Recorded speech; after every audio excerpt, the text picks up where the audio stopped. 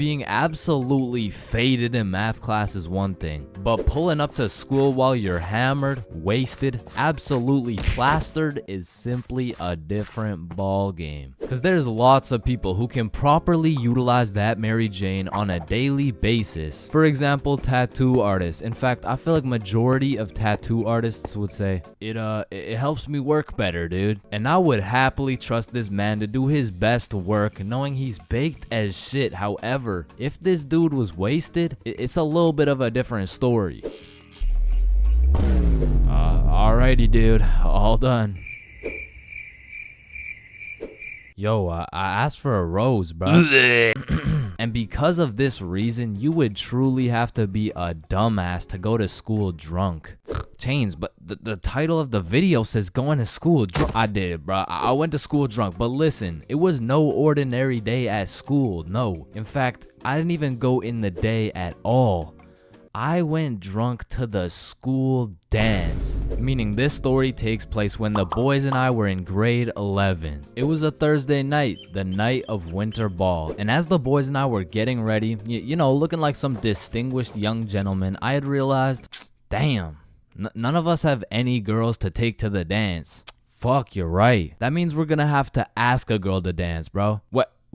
You mean like talk to them? Yeah, if only we knew someone with a bigger roster than a cheerleading team. Someone with more hoes than a shed. Someone who pulls more tens than EDP. It's Bob. So me and Billy started analyzing Bob. Like how does he pull so many girls, bro? Is it the jawline? I don't know. What about the silky smooth clear skin? Maybe. Or is it those succulent luscious kissable lips? It's the glasses. Yeah. the glasses. Yeah. So we stole Bob's entire flow in the hopes this would put an end to my drought of bitches. So we check ourselves out in the mirror and then we hop into Billy's whip. We throw on some Rihanna to get us hyped, and before we knew it, we had arrived at school. Now to really paint the picture, it was a Thursday at 8 p.m. and on this Thursday at 8 p.m. Billy pops his trunk to pull out 2 bottles of vodka. Now, if you were unaware, it was currently a Thursday at 8 p.m. on a school night, and we were headed into our school. Now logically, I should have simply denied the alcohol, but I'ma keep it a buck. The whole idea of walking up to a girl and asking her to dance was really giving me the heebie-jeebies. I mean, my palms were sweaty, my knees were weak, and arms were heavy, so I took a big old chug of that liquid courage in order to ease the nerves a little bit. And shit, Billy must have been feeling the same way because Billy was down in that shit like it was water. And right after we consumed enough alcohol to kill a baby elephant, I got a notification on my phone. Oh shit, I got an email. Oh, it's from the school. It says, if you come to the winter ball under the influence of alcohol or any drug, you will face suspension and will lose your right to walk across the stage for graduation. Fuck. Okay, listen, if we can get into the dance before this shit hits, we're chilling. All right, we got this. So we walk into the school looking fresh as hell, but then I notice a fat line of students, and this line led to a security check to get into the dance. Fuck, that's not good. Nah, we're chilling. I still don't even feel anything. What about you? Yeah, same. We're good. And just as we came to the consensus that we were good, the principal starts walking down the line in our direction. Fuck, act cool. We're good. Act cool. That was close. You 3, over here. Shit, fuck, shit. Do you guys know why I called you over here? Nah. Nope. I smelled alcohol the moment I walked past you 3. Now, I don't know if it was one of you or all of you, but you know the consequences of showing up under the influence, right? Yeah, we do. And tell me, is it or is it not suspicious that all 3 of you guys showed up with glasses on? Nah, we just thought it looked suspicious. Take them off. Damn. Yes, sir. And although I downed a sizable amount of vodka, it still hadn't kicked in yet. Now, I didn't want to do this to you guys, but look at my finger. This motherfucker starts waving around his magic finger in Billy's face with a flashlight to somehow see if he's drunk. Now, I don't know what the plan was, but I was fucking scared. Okay, he's not bad. Oh, okay, he's good. Now let's see here. And just as this motherfucker puts his finger in my face, that vodka hits, bro. I'm using all the strength I got to keep my balance while I'm getting blinded by this flashlight. Let me try that again. I got a little feeling you guys drank, but it hasn't fully kicked in yet. I'll check up on you in a little bit. Yeah, that's good. Yeah. So we get to security and they make sure to pat us down. A little bit too good, but before we knew it, we were at the dance. And just like that, I saw my opportunity and I put that liquid courage to use. And you know, I'm very articulate when it comes to words. So I ask, hi, how are you? Oh, hey, I'm good. So I wanted to ask you, like, you know, we're at the dance and I saw you, so I walked over here. Here we are, you know what I mean? So like, do you want to dance? Yeah, sure. It had worked. My plan had finally worked. And just as I was about to feel the female touch I'd been deprived of for all these years, I see Mr. Principal walking in my direction with his finger ready and his flashlight in hand. So I just haul ass, and I don't stop hauling ass until I'm off school grounds. So the moral of the story is, don't go to school drunk, bro.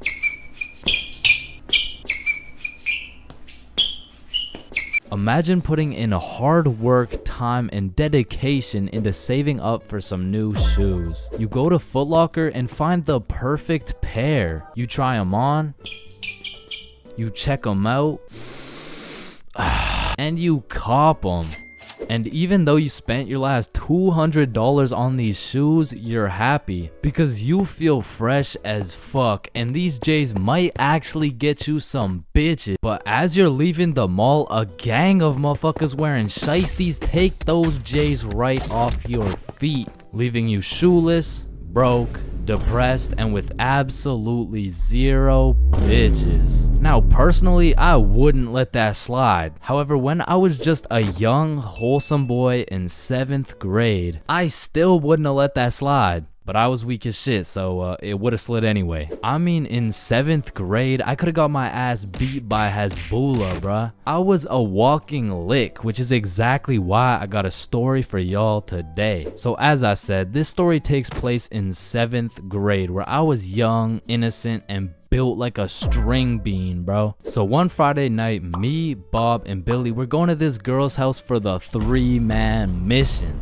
The plan was simple. There was 3 of us and 3 of them. We would put on a scary movie, and if everything went to plan, we would get some cheeks. Now, just earlier that day, I had copped some fresh ass Jordans, so I've got a little confidence boost as we walk up to this girl's house. So we knock on the door, they open it, and we go inside. Now we stuck to the plan. We put on some cheesy horror movie, and one thing led to another, and by the end of the movie, Bob had all 3 girls, bro, and me and Billy were in the corner playing Bloons Tower Defense. Don't ask me how this shit happened, I don't want to talk about it. So after hours of me and Billy straight fumbling, we all decide to go home. And although I was a little disappointed in my performance tonight, I put on my brand new uncreased Jordans and I remembered, damn, even Curry airballs sometimes. Now the bus route back to Bob's crib took 2 buses. So we hop on the first bus, it takes us to the next stop, and as we're getting off, we see the second bus we need drive right by us. Fuck, is that our bus? Damn, yeah it is. Wait, check when the next one comes. Yeah, it shouldn't be long. Damn, bro, the next bus comes in an hour. So we have no choice but to wait at the bus stop for an hour. So we wait, and at this point, it's already getting late. I checked the time, and it's already 11 p.m. As we were sitting there bored as hell waiting for this bus to come, one of the other buses stops in front of us to let someone off. The person gets off, and as the bus starts leaving, we hear this loud thud come from the bus. What the hell? What was that? Oh shit, it's a baton.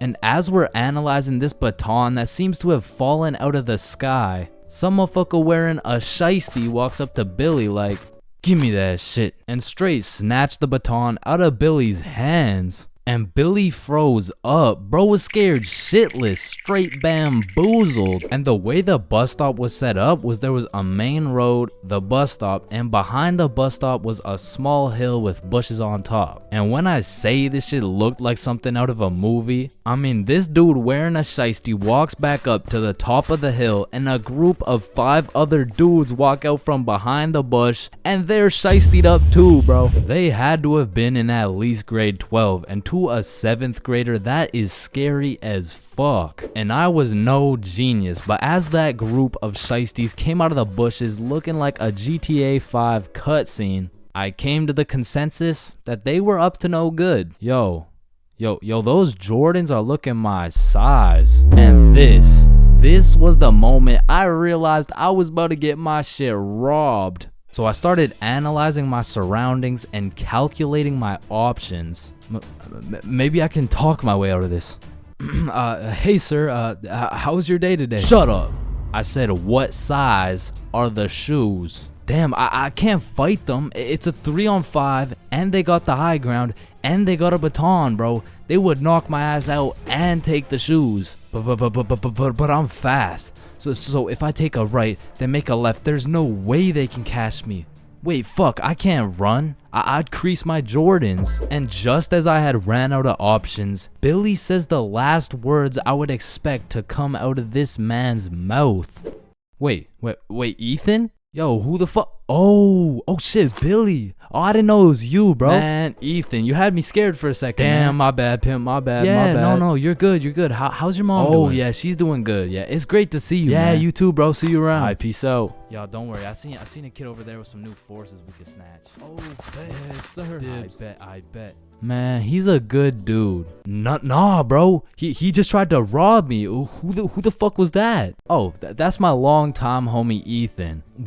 Why do you know him? Oh, yeah. We went to the same preschool. Same preschool? That dude looks 20, bruh. Oh, yeah, no, he is. He just got held back a few times. Held back in preschool? How the fuck do you get held back in preschool? Oh, he used to beat up the other kids and then take their toys. Oh shit. Makes sense. So we bust back to Bob's crib, and as we're walking to Bob's front door, I stepped in mud. As a broke stick man like myself, I spent my fair share of time on the bus. And if you spend a long enough time on the bus, you will see some weird ass shit. I mean, I remember my first time getting on the bus by myself. I was feeling strong and independent. Next thing I know, a crackhead sits down beside me talking about yabba dabba doo. The world is ending, and you're gonna die a painful and lonely death, buddy.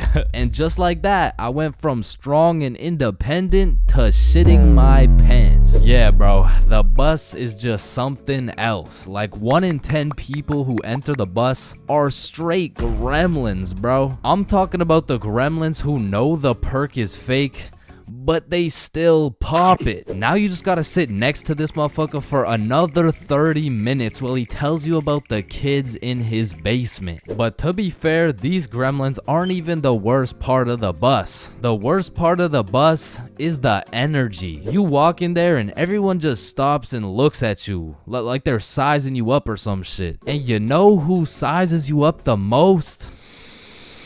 The fucking goddamn motherfucking bus driver, bro. These bus drivers are just eternally pissed off. Every time I would get off the bus, I would try and cheer bro up, but they're just like allergic to happiness or some shit. Hey, thank you. Have a great day, man. Shut your ugly ass up, little boy. I already know you get no bitches with your big ass forehead, no drip having ass with your skinny ass arms. Boy, you're built like a stick man, bruh. Damn. Hey, bro, there could really only be two reasons why these bus drivers are so mad all the time. Either they had a demon villain origin story where they were abandoned as a child and never shown any form of love until one day. In freshman year of high school, Timmy met Linda. Linda was kind, smart, beautiful, and she paid attention to Timmy when nobody else would. Timmy asked Linda to be his girlfriend, and she said yes. They dated all throughout high school, and they even got into the same university so they could be together forever. Until one day, when Timmy's world was flipped upside down. Timmy found out Tyrone had been laying some mean pipe on Linda this entire time. Everyone in Timmy's school made fun of him. Timmy could not let this slide. So he called out Tyrone to run the ones in front of the entire school. And without a single word, Tyrone winds up and hits Timmy with the meanest left hook any stickman had ever seen, leaving Timmy slept out cold, unconscious, in front of his classmates, his teachers, and even in front of Linda. Cause shit, if that happened to me, I'd be just as mad as Timmy over here. Now, realistically, the only other reason these drivers are so constantly mad would be because the driver's seat secretly has a stick built in. You see, this would explain why the driver constantly has a stick up his ass. I mean, shit, you really can't even blame him for being mad. But still, I'm gonna blame them, cause I know these motherfuckers get pleasure whenever they see me running at full speed trying to make it to the bus stop in time, cause they start stepping on the gas.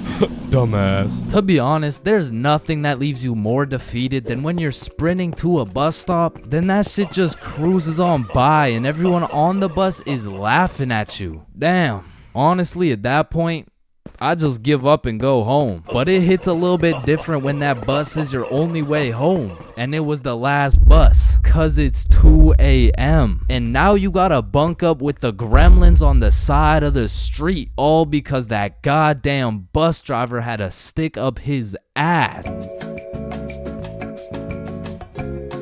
Your very first time buying from the plug. It's a special moment. It marks the beginning of a bond so strong and full of trust that it can only compare to that of your barber. Now, your first time copping from the plug can go many different ways, but my first time took place way back when I was 7. Okay, that's cap, but I was 13. Now, as some 13-year-olds, my homies and I were oblivious of how to get our hands on some sweet, juicy, succulent magic broccoli. But you know what they say, if there's a will, there's a way. So we did what any 7th grader would do. We searched that shit up on Google. Where do I buy weed? And somehow, one of the first things that came up was some motherfucker on Reddit like, just order a pizza.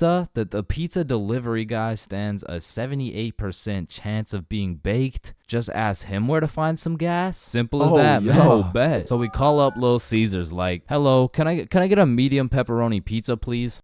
Yeah. Yup. Alright, bet. And about 45 minutes later, the doorbell rings. We open the door to see some 48-year-old man who's probably going through his second divorce. Should we ask him? Yo, he does not know where to find that shit. Oh, that'll be $13.69. Here you go. All right, have a good day. But wait, do you happen to know where to find some of that?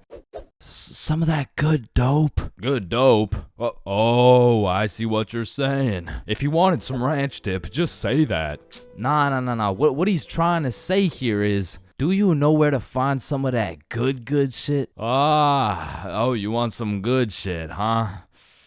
You sure won't find it at Little Caesars. This pizza is ass. Go to Pizza Hut or something. Well, shit. What the fuck just happened? Okay, the guy on Reddit said there's a 78% chance. Maybe we just got unlucky with this one. And our dumbasses decide to order from Little Caesars again. That'll be 13. Okay, new plan. Yo, I think I know a guy. So Bob locates a local plug Snapchat. Billy adds him, and bro adds back. So now we've located the plug, but we had no clue on how to go about hitting this man up. Hello, Frederick Gordon Williams. I have reason to believe you are a plug and will be able to sell us some devil's lettuce, as we are minors, currently 13 years old. Just give us your home address and we will skirt and pull up soon. Sincerely, Billy. Instantly blocked, bro. Looking back, we sent the most federal message possible. We hit this man with his government name and asked him for his home address. But we had no clue that was federal. Like, that's peculiar. I wonder why he blocked us. So we did what any 7th grader would do. We searched that shit up on Google. How to hit up the plug. Be simple and forward. Use slang. Act cool. And after conducting a little more research, we were ready to try again. So I added him on my Snapchat. Yo, Big G. Let me cop some of that gas real quick, Chronum. Oh shit, he responded. How much you need? Shit, what do I say? Search it up. 3 pre-rolls. Let me get 3 pre-rolls, fam. Alright, meet me at Stickman Park at 2:30. So now we'd set a place and a time to cop some grass. However, what Frederick Gordon Williams didn't know was that we were a whopping 13 years old. Keep in mind, we were still in middle school, but this dude was in grade 10. Shit, I'm pretty sure he was 20 years old, but still in grade 10, which was pretty fucking scary for us 7th graders. So we threw on some drip we believed would make us look a little bit older, and we headed off to purchase some of Satan's spinach. We arrived at the park a little bit early, and as we waited, we discussed our plan. If he asks how old we are, we're 16. If he asks our grade, we're grade 10. If he asks our pronouns, we are he/. Bro, chill, he's not gonna interrogate us. It's a simple business transaction. Oh shit, there he is. And as Frederick approached us, I could feel my blood pressure rising. Some would say I was shitting bricks. Yo, you got the money? How much is it? How much you got? Well, I brought a $50 bill. Shit, it's usually 60, but I guess I can do it for 50. Oh, thank you so much, man. Holy shit, this is a fucking steal. Here you go, but remember, this is OG Bubba Killer Death Paralyzing Kush 9000. It got its name for a reason. Don't worry, we do weed all the time. Yeah, we're super teenager and shit. Yeah, sure, whatever, man. Well, have a good day, sir. And at last, 50 bones later, we had acquired some kush. Now, this wasn't our first time smoking, but our tolerance levels were low as fuck. So we pass around our first pre-roll, coughing up a fucking storm. And then we smoke up the next one and the next one until we're indubitably zooted. God damn. Are y'all feeling it? Shit, yeah, I'm feeling it. Well, what about you, Chains? Shit, I think he's feeling it. And as we made our way back to Bob's crib, my frame rates were dropping, my eyes were drying up, and my brain cells were unresponsive. In other words, I was fucking fried. We get back to Bob's crib and all I can think about is food. The munchies had hijacked my brain, but luckily for me, Bob's mom had just went shopping. Unluckily for Bob's mom, she was gonna have to go shopping again. The boys and I threw on The Amazing World of Gumball on TV and we fucking demolished every single crumb from Bob's cabinet. Cause goddamn, Frederick Gordon Williams was right. They don't call it the OG Bubba Killer Death Paralyzing Kush 9000 for no reason. Yo, Chains, I'll pay you $5 if you pull that fire alarm right there. Oh, Yo, run. Chains, do you know why I've called you into my office today? No. You see, that little stunt you pulled has led you to a 1-week suspension. God damn it. What does suspension mean? It means for the next week you are prohibited from coming to school. Fuck. What does prohibited mean? Chains, you can't come to school for the next week. Hold up, so you're telling me because I pulled the fire alarm, I don't have to go to school for a week? Yes, it's a suspension. You are Man, I got a love-hate relationship when it comes to getting suspended from school. Like on one hand, shit, you just don't have to go to school. But on the other hand, suspended? Oh, I'm about to suspend that ass. Ah, fuck. Ow. Shit. Alright, I don't recommend getting suspended. That shit is not worth it. But how do I know? This story dates way back to grade 7. It was a cold winter day at Stickman Middle School. In fact, it was freezing cold, and this gave Billy a great idea. Yo, the pond behind the school is frozen. Let's go fuck around on it. Oh, I'm down. Okay, bet. So after school, we got a group of 5 homies, and we headed over to the frozen pond. Now, to paint the picture, behind Stickman Middle School was Stickman Elementary School, and behind Stickman Elementary School was this frozen pond, meaning we had to walk through Stickman Elementary School to get to this pond. But nonetheless, we walk up to the pond and instantly I see this big red sign that says, "Hazard, do not step on ice." Guys, the sign says do not step on ice. Man, fuck the sign. Watch this. Oh shit, look, it's sturdy as fuck. Yo, fuck. And even though Billy's dumbass fell in, the ice was actually pretty sturdy. So you know, we're gliding around, eating shit, hitting the meanest ballerina spins you've ever seen, and eating shit. And we were having some good old harmless fun. In fact, our grade 7 selves were having the time of our lives on this frozen water. That is until... Oh, what do you guys think you're doing? We were just walking on the ice. Did you guys not see the sign? What sign? I could have swore I put a sign right here. Nope, no sign at all. There was no sign. I have no clue what you're talking about. Okay, but you guys have to get off the ice. Well, why? Nobody's getting hurt.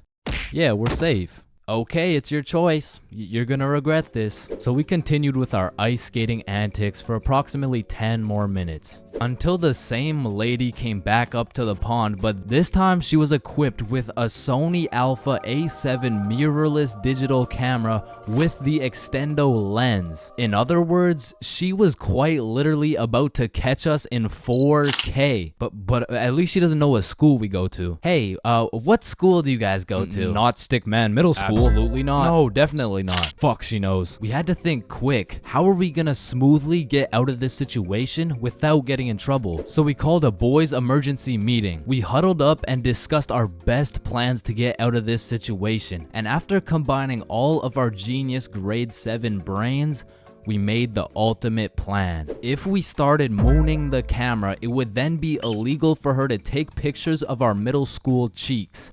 I don't know how this became our best option, but regardless, we put the plan in motion. I mean, me personally, I got a little shy and kept my pants up, but some of the boys were out there going crazy, looking more caked up than Summer Rae. And after a little while, the lady must have decided it wasn't a great look to have a camera pointed at some 12-year-old cheeks, and she left. Which means the plan had worked flawlessly. Now the next day at school, I had completely forgot about it, to be honest. But strangely enough, while I was sitting in math class, I hear the little class phone start ringing. Hello? Oh yes, he's here. Oh, okay. Yeah, I'll send him your way. Thank you. Chains, Mr. Principal wants to talk to you. And at this point, I should have picked up on why I was being called to the office, but I had complete faith in our foolproof plan of mooning this stranger that the thought of being in trouble didn't even cross my mind. That was until I walked into the office to see every single one of the boys sitting in Mr. Principal's office. But mama didn't raise a snitch, so we started capping our asses off. So, what did you guys do after school yesterday? Nothing. I played Fortnite. I was doing the homework. Don't play stupid with me. I got a call from Mrs. Principal over at Stickman Elementary. So tell me, what were you doing on the pond yesterday? I wasn't there. It wasn't us. I don't know what you're talking about. I don't even know what a pond is. I see. Well, I've got evidence. And as he shows us this undeniable evidence, you can see this dude Billy's cheeks in the corner of one of the pictures. So I slowly look over at Billy, and he looks over at me.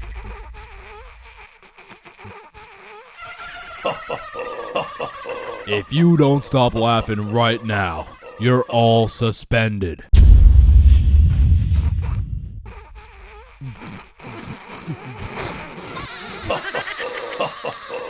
That's it. You're all suspended. And as I explained the situation to my mom, let's just say Mama Chains was not happy. Listen, I know some of y'all have already gone to school high, but for those of you who haven't, don't do it, bro. I only went to school baked one time in my life, and after that experience, I never did it again. So, this story takes place on your average Wednesday. I was still in grade 10 at this point, but I have to note I was not a super experienced smoker. However, with that being said, I did have some homies in grade 11 that, let's just say, they knew what they were doing. But still, my day started off like your average high schooler. Alarm goes off, hit snooze for 15 minutes, get up, stare at the wall for approximately 10 minutes, shower, eat, and head to school. This particular day, I remember being a little bit anxious because I knew I had to present my speech that I had just written the night before. But English is at the end of the day, I'm chilling for now. Plus, my first class is PE, so you know how it goes. I smoked some kids in dodgeball. I went to my next class, got smoked in math. The bell rings and I dip for lunch. Guys, see y'all boys. Guys, yeah, peace out, man.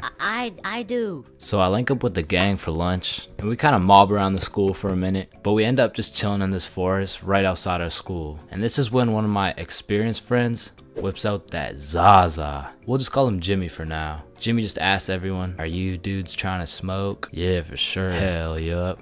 "Nah, I'm all good." At first, I was the only person who didn't want to, but as I sat there, feeling the vibes, intaking the positive energy from the surrounding vegetation, I came to the conclusion the vibes were right. It was just me and my trusted homies, secluded in a peaceful area. I mean, what's the worst that could happen, right?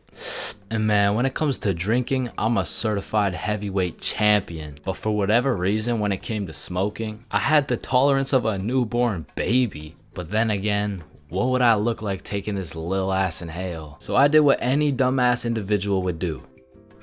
Yo, look at Chains. Yo, chill, dude. Damn. So my friends are low-key hyping me up, and I'm out here thinking, I am such a cool guy. I am literally that guy. I'm literally that guy. But much like everything else, everyone forgot about it in 5 minutes. But I'm still left with all this tetrahydrocannabinol compounds waiting to alter my neural chemistry. So as we're walking back to the school, the THC raids my brain like the FBI. FBI, open up! And I just eat the ground, bro. Had me looking like my controller just disconnected. And my friends just look at each other like, fuck.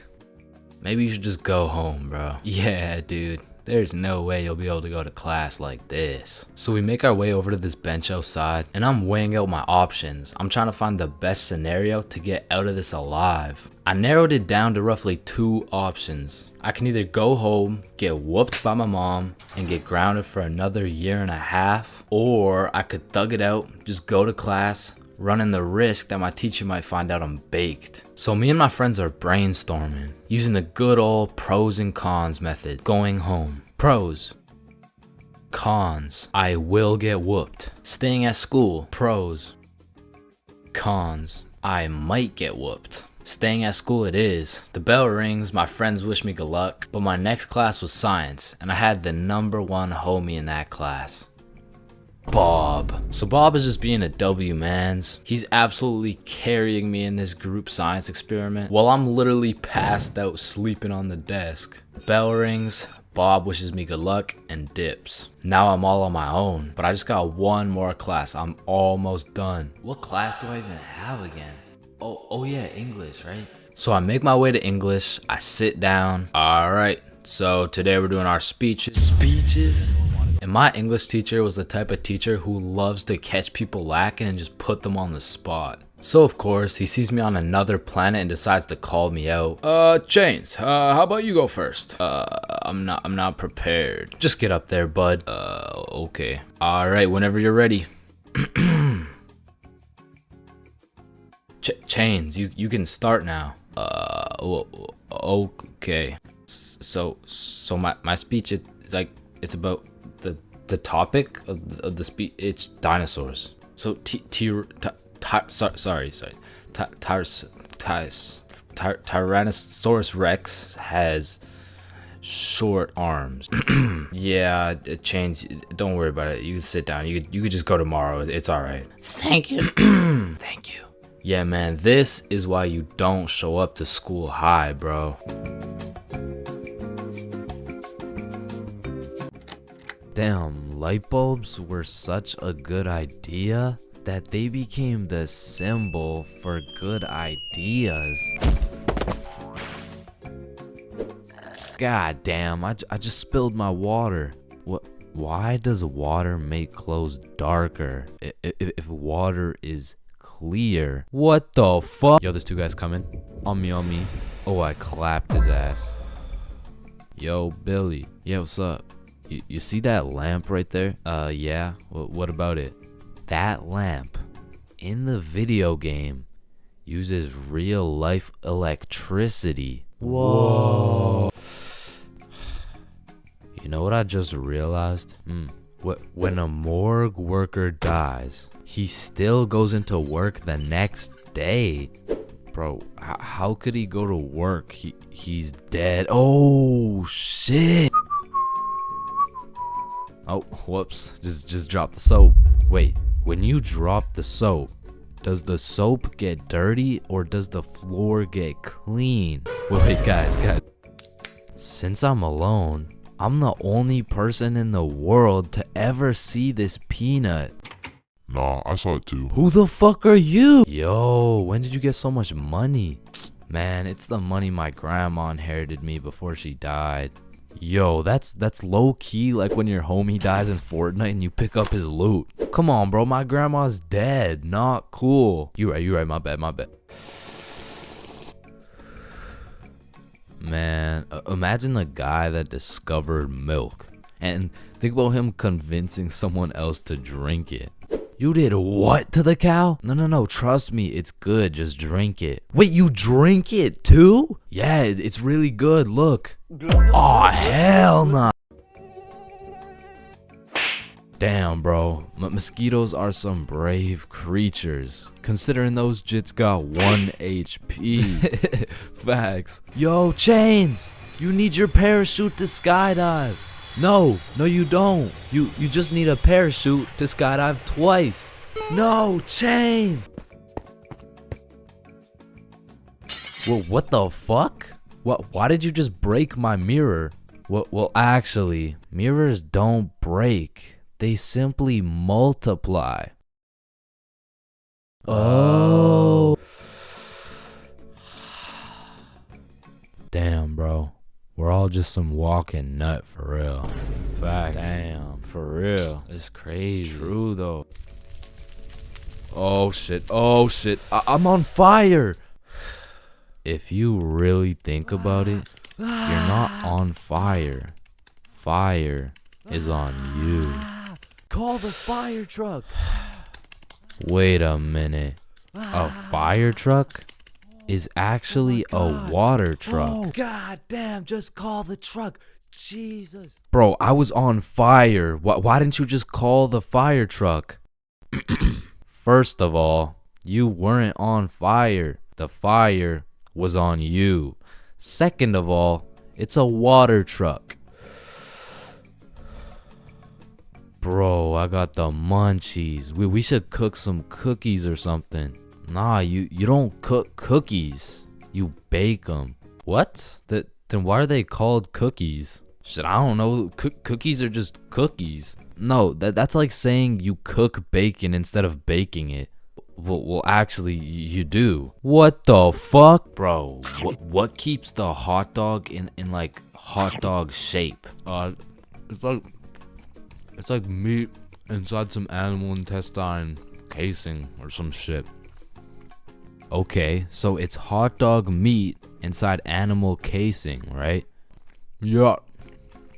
So, hypothetically speaking, once you eat the hot dog, it's still hot dog meat inside animal casing, but you are the animal casing. So, with that being said, when you eat the hot dog, You become the hot dog. Just let me eat my fucking hot dog, bro. And that is why Genghis Khan has the most descendants in human history. I actually know someone with more descendants than Genghis Khan.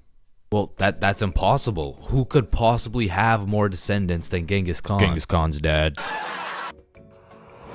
Damn, you know Google Maps, right? Yeah, of course. Bro, someone at Google really just said, Yup. Let's just have someone drive down every road on fucking Earth. and then they did it.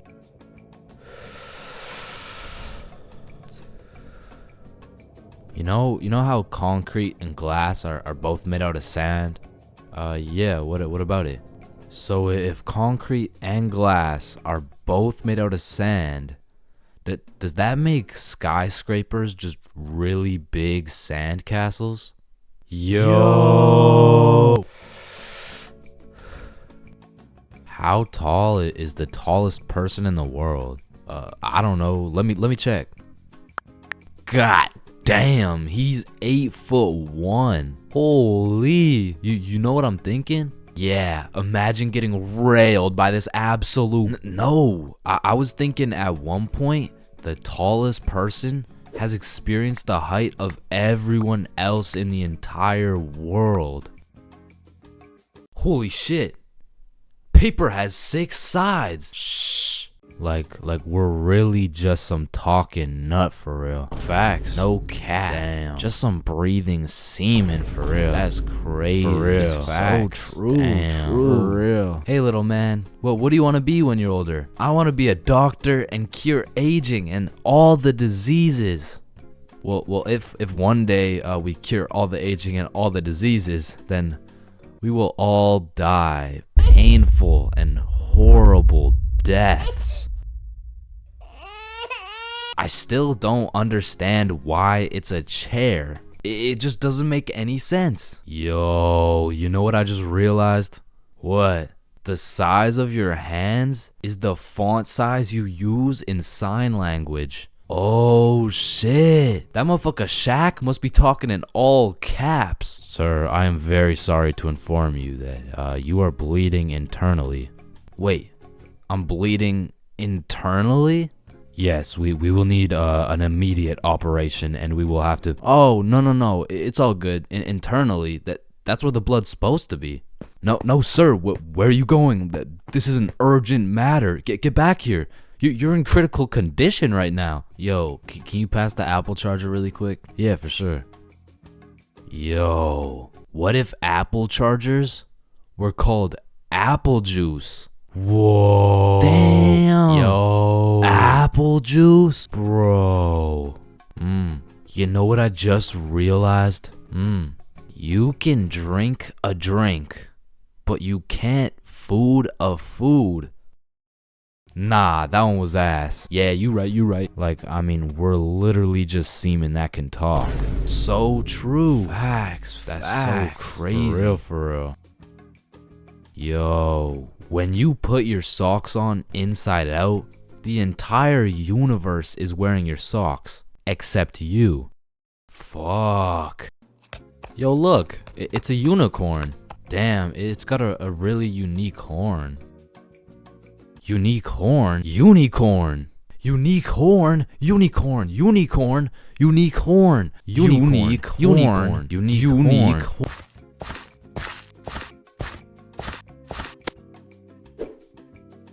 Oh, leaves are called leaves because they leave the tree.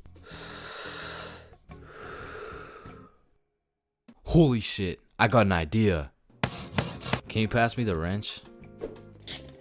Rope. Glue. Piece of pizza, please. Tape. A little more tape. Damn. Big ass magnet. Alright, all done. Whoa! This bad boy uses 0 gas. It's completely eco-friendly. Hop in.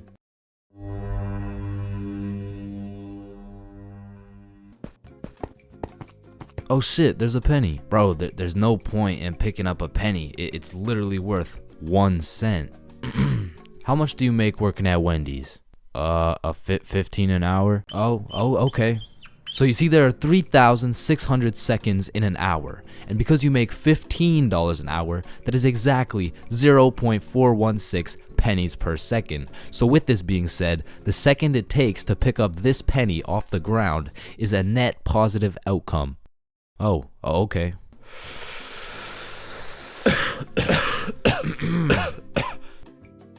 Wait a minute. Are stickmen always naked? Holy shit, we are stickmen. What the fuck? Yo. Man, the very moment my stickman lips graze the tip of that sweet, sweet Zaza, it's wraps for all the food in the fridge. And as soon as that THC tickles my brain, it's GG's. The food in my closet is already consumed, bruh. And shit, when I run out of food in the crib, I give my condolences to the local McDonald's workers, cause man, I'm about to have those motherfuckers working overtime. Now listen, man, shout out to all my big homies out there, but I'ma make it clear real quick that I am not one of y'all. In fact, I make sure that I am precisely 64 pixels wide at all times. However, I will say mentally and in my heart, I am a little bit of an EDP 445. Wait, no. I like food.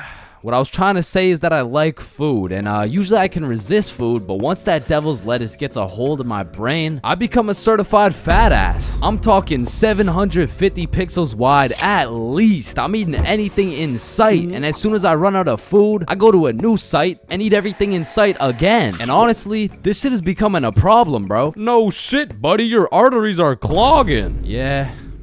And your blood pressure is through the roof. Yeah, that too. And you're developing type 7 diabetes. Whoa, type 7? I thought there was only 2 types. There was, until your fat ass decided to eat 87 ice cream sandwiches. How the fuck do you stomach 87 ice cream sandwiches? Anyways, man, the munchies are lit, bro, because it's the only time you can truly taste each individual atom as it hits your tongue. Like, eating some good food while high is like a meditation, bro. Like, when you're zooted munching on some Doritos and you start closing your eyes, shit, you might just fuck around and become the Dorito. Now, this happens to me on a routinely basis, and as heavenly as that experience is, I must warn you, when you come out of your Dorito coma, you will be at least 5 bags deep in that motherfucker, and your hands may never be the same. Man, I'm still trying to recover to this day. Yeah, my Doritos still taste like fingers, bro. And if staining my fingers orange and developing a new type of diabetes sounds bad, my munchies addiction gets worse, bro. Because when you combine the zooted desire for food with the distorted judgment of the baked brain, shit, that's the perfect equation to put me into crippling debt. Especially back in the day, because as a youngin', the only thing I was cooking was my brain cells, bruh. So that meant I had to buy food. And to put it into simpleton terms, well, I was broke as shit. I remember one hot sunny day, me and the boys were chilling at a carnival with some of our other boys, and one of those boys whips out his dap pen. And so of course everyone flocks around that dude and chiefs the fuck out of his dap pen, and 15 minutes later, that shit hit. But you know what hit even harder? The goddamn munchies. And so there I was, walking around the carnival, absolutely blasted with $50 to my name, looking for something to eat. And don't get me wrong, the carnival had lots of options, but they were really taxing out here, and for a dude with 50 bones to his name, I needed to find the most bang for my buck. And there I saw it. It was beautiful, a pink ice cream truck glistening in the summer sun. So you know I had to hop in line, and as I'm waiting in this line, the dude in front of me turns around and he's like, damn, bro, you look high as giraffe balls, dude. What? Me? Nah, what? Me? No. Hey, don't worry, dude. I am too. Oh, shit. So me and my newfound homie are just chopping it up, talking about how sensational this ice cream is about to be, and soon enough, it was the homie's turn to order. Yo, dude, let me borrow one of those cookie dough ice cream cones. Alrighty, here you go. That'll be 12 bucks. $12, bro. That's like half my net worth. Trust me, it's worth it, dude. Yo, let me get a cookie cone. All right, cookies and cream, here you go. And as I licked that thing, man, that shit was sensational as fuck. But as I turned around, I seen the baked homie step into a pothole and absolutely fumble his ice cream cone. And I'm not gonna lie, that was some of the saddest shit I ever seen. So I go walk over to give him some of mine. Hey man, you want some cookies and cream? Oh shit, thank you, man. Bro, did you just drop both of our $12 ice cream cones? Fuck. Then we were back in line like nothing ever happened. But man, waiting in that sun, my mouth was parched and my eyes were dry. And by the time we made it to the end of the line, I was looking like dried up SpongeBob, bro. Hey, it's you again. Can I get the cookie cone, the cream, the one with the cream? Yeah. And at last, after dropping half my net worth on ice cream, I took a big bite of that ice cream cone and man, I felt every sugar granule, every atom, every proton and electron contained within that bite. And for the time being, the munchies were cured. Getting zooted is a remarkable experience. However, the moment you step into a public setting, everything changes. I mean, being baked in public is the equivalent of trying to run track with clown shoes on. It's the equivalent of being an astronaut in the ocean. It's like bringing a sword to a gunfight. And trust me, I've been caught lacking baked beyond belief on several occasions. That is, until I learned the art of pretending you're not zooted. So the first order of business is covering up that dank smell. Cause shit, you and I both know if you get caught reeking of that sweet, sweet smell of Mary Jane, your cover's blown. So take some Axe, some cologne, some goddamn Febreze and just douse yourself. And just when you think you put too much, spray some more, bro. And although all this Axe is gonna have you smelling like a frat boy, it is crucial that we avoid the following scenario at all costs. You get some of this. Nice. Yo, do you think you can still smell it? Nah, dude. I can't smell it at all. What about me?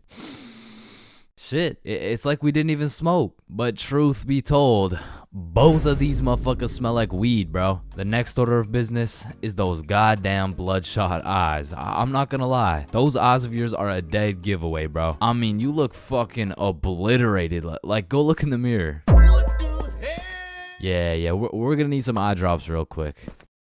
Just a few drops here. You know what I'm saying? Few drops here. Yup. Yeah, that's a lot better.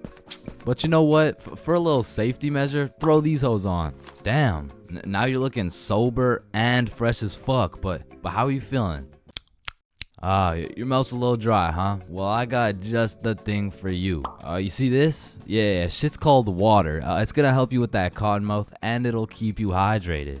Yeah, that's some good old H2O. Nice. Yeah, now go take a look in the mirror. Yeah, you're looking good, But before you go outside, we gotta go over some of the basic principles of pretending you're not faded. Number 1 is no rambling. Talking too much can be a slippery slope, which will ultimately compromise the mission. Yo, Chains, what time is it? It's 107. 107? Wait. Bro, 107 isn't how the time. How did the first person make the clock even know what time it was? What is this dude talking about? Did they just randomly decide and, you know, just start running with it? Hold up. Chains is baked as hell. No. And principle number 2, don't talk too little. Although talking too much can sell the mission, so can talking too little. Hi there, what can I get for you? Sir, what do you want? Hello, welcome to McDonald's. What the fuck do you want, bitch? Yeah, we got a customer who's on fucking Mars. And last but of course not least is the golden rule for pretending you're not zooted.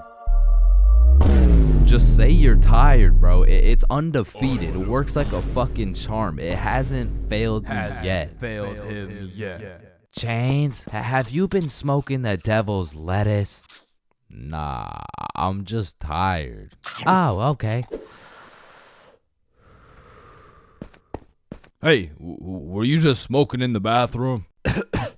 Nah, I'm just really tired. Oh, okay, my fault. So you're telling me you've been found driving with a joint in your mouth, 3 ounces of weed, and you failed the drug test? Objection, Your Honor.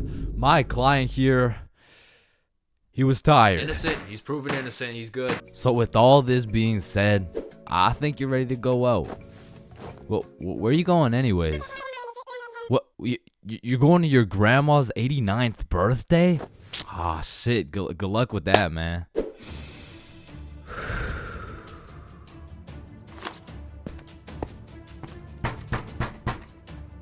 Oh, grandson, it's so nice to see you. Skipping class in high school is a slippery slope. Like one day you can skip and it'll slide no problem. Like, oh, hey, buddy, welcome back. We missed you. yeah. You skip 2 days, you're chilling. Hey, look who's back. Yeah. But when you go to class after skipping 3 days, all of a sudden shit is serious. Chains, why haven't you been here, huh? Well, you know, it was some family stuff. Oh, yeah, family stuff. What family stuff? Well, I don't really want to talk about What family stuff? It was my grandma's funeral. Damn. But that is no reason to miss a test. And Lord forbid, if you miss a whole week, the school board turns into the FBI. Like during the whole pandemic, one of my homies refused to go to any online classes. And one day he was enjoying his extended vacation while smoking up outside his crib. Next thing he knows, he's making direct eye contact with his science teacher while smoking grass. And because they started going FBI mode when you skip your classes, the homies discovered a top secret method so we could skip classes with 0 consequences. So when you would skip a class, the teachers would instantly hop on their laptops and whip up an email along the lines of, Mrs. For real, are you aware that your son, Chains, has missed his science class today? If this is continued, Chains' grade will continue to drop, which might ultimately lead to him failing my class. Mr. Perkinson. Now, Mr. Perkinson would write these emails with the hopes of my mom reading them and then beating my ass. When it really went like, my mom would read it and she would politely ask me how my science class was today. I would cap my ass off and then she would proceed to beat my ass. And one day after I got my shit whooped, I was talking to the homie Bob. Yo, we're going to Chipotle next class. You trying to come? Man, I don't know. I'm getting real tired of these ass whoopings, bro. Ass whoopings? You're getting ass whoopings? Yeah, bro. Mr. Perk never fails to type up an email that results in the leather belt. Oh, what? Nobody ever told you about the secret method? Secret method? Oh, you mean like wearing extra pants so the belt doesn't hit so hard? No, I'm talking about the secret method so Mr. Perkinsons can't email your mom. Why didn't you tell me sooner, bro? So essentially, the method starts at the very beginning of the school year. At my school, they would give you this form with your parents' email, phone number, all the contact information, you know what I'm saying? You would need this form filled out and signed by a parent or guardian and then handed into the office. However, this man, Bob, conceptualized one of the greatest plans of our generation. And it went like this. So you would receive the empty form from the school, take it home to your parent/guardian, get that shit filled out and get that signature. Then secretly, when nobody is watching, you hop on your computer, you make a fake email like bobsmom123@gmail.com. Then you would change your mom's contact information into that fake ass email and then deliver it to the office like nothing happened. So when Mr. Perkinson's smartass tries to get me whooped with one of those emails, I get that shit in my inbox. I read it through and respond with some shit like, Dear Mr. Perkinsons, thank you very much for bringing this to my attention. I was unaware of my son's absence in pursuing his educational prowess.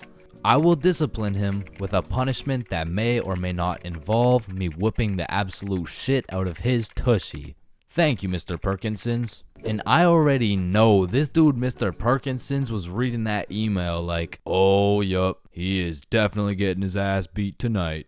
Meanwhile, I was typing that shit up in bed while munching on some nachos. So you best believe I was abusing this newly found secret strategy. I mean, I was missing every other class, and it was just all sunshine and rainbows. But you know what they say, it's not all sunshine and rainbows. I mean, I really don't recommend using this strategy. And I'm not saying that to be some mature role model. I say that because there was one flaw in the strategy Bob forgot to tell me. And that was, as soon as my mom saw my report card with all those absences, god damn, she made up for every single beating I missed. For most of my life, I've known how to swim. But by that, I mean, if my life depended on it, I could swim from one place to another. I don't even know if swim is the right word. Like, if you saw me casually enjoying a little swim at the pool, you'd be like, does he need help? Like, is he drowning? I mean, like, I did take swimming lessons, but I quit at level alligator, bro. I never even made it to level 1. With that being said, this incident dates way back to when I was in grade 4. We were going on a field trip, and of course, it's to the pool. But I'm not stressing. I know I safely passed level penguin, so I should be chilling. My whole class and I walk into the entrance of the pool, but before anyone was allowed in the pool, they asked everyone if they knew how to swim. And I thought, we're in grade 4. There is no way somebody still doesn't know how to swim. And just as I presumed, nobody needed a life jacket. So me and the gang are swimming around, you know, jumping off the diving boards. Fun stuff for a grade 4 field trip. But after about an hour, my friends and I are just chilling in the deep end. And that's when I see a kid in my class named Ben on some floaty things coming in our direction. A little backstory about Ben. For as long as I can remember, this dude has been on my nuts. So when I saw this dude coming in my direction, I assumed he just wanted to say hi or something. But as he made his way towards me, I could tell he was struggling. So I swim over to help him out. Oh, hey Ben.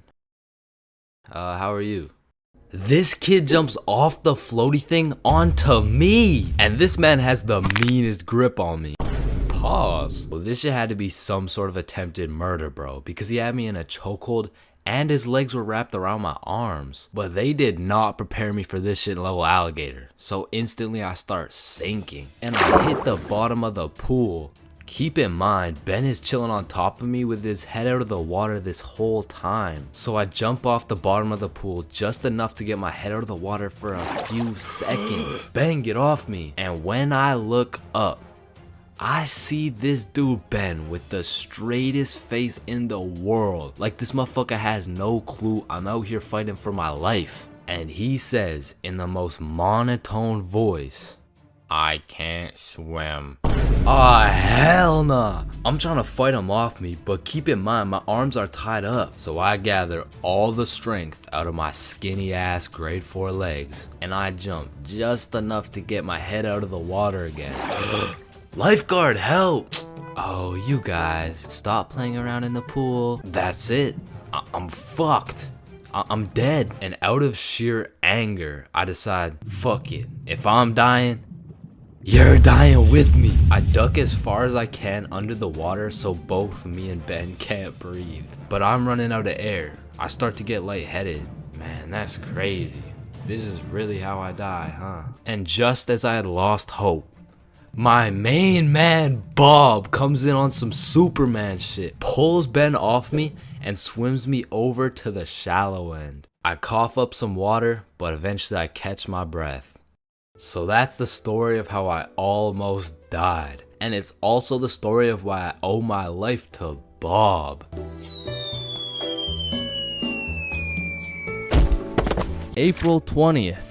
420, the day when everyone puts their differences aside and they just hotbox the Earth's entire atmosphere. Man, what a time to be alive. Now, I don't know if any of y'all have gone to one of those 420 conventions before, but god damn, these motherfuckers be getting higher than Buzz Lightyear, bro. Like at this point, they aren't even baked. They're fucking deep fried. They just be walking around hotboxing cities at a time. And anyone in a 500-foot radius is gonna start feeling the effects of that Mary Jane. Like, I remember my first time going to one of these things, and I was still a minor with an O. However, I had done some pregame before the convention, so let me just put it like this. If I was a potato, I would have been a baked potato. So heading into the convention, I was already a little bit paranoid because as I looked around, all I could see was a bunch of hippie dudes with beards and shit. And at the time, I was just repping that peach fuzz. I was standing out like a sore thumb. So you can only imagine how hard I was shitting my pants when my high ass saw a cop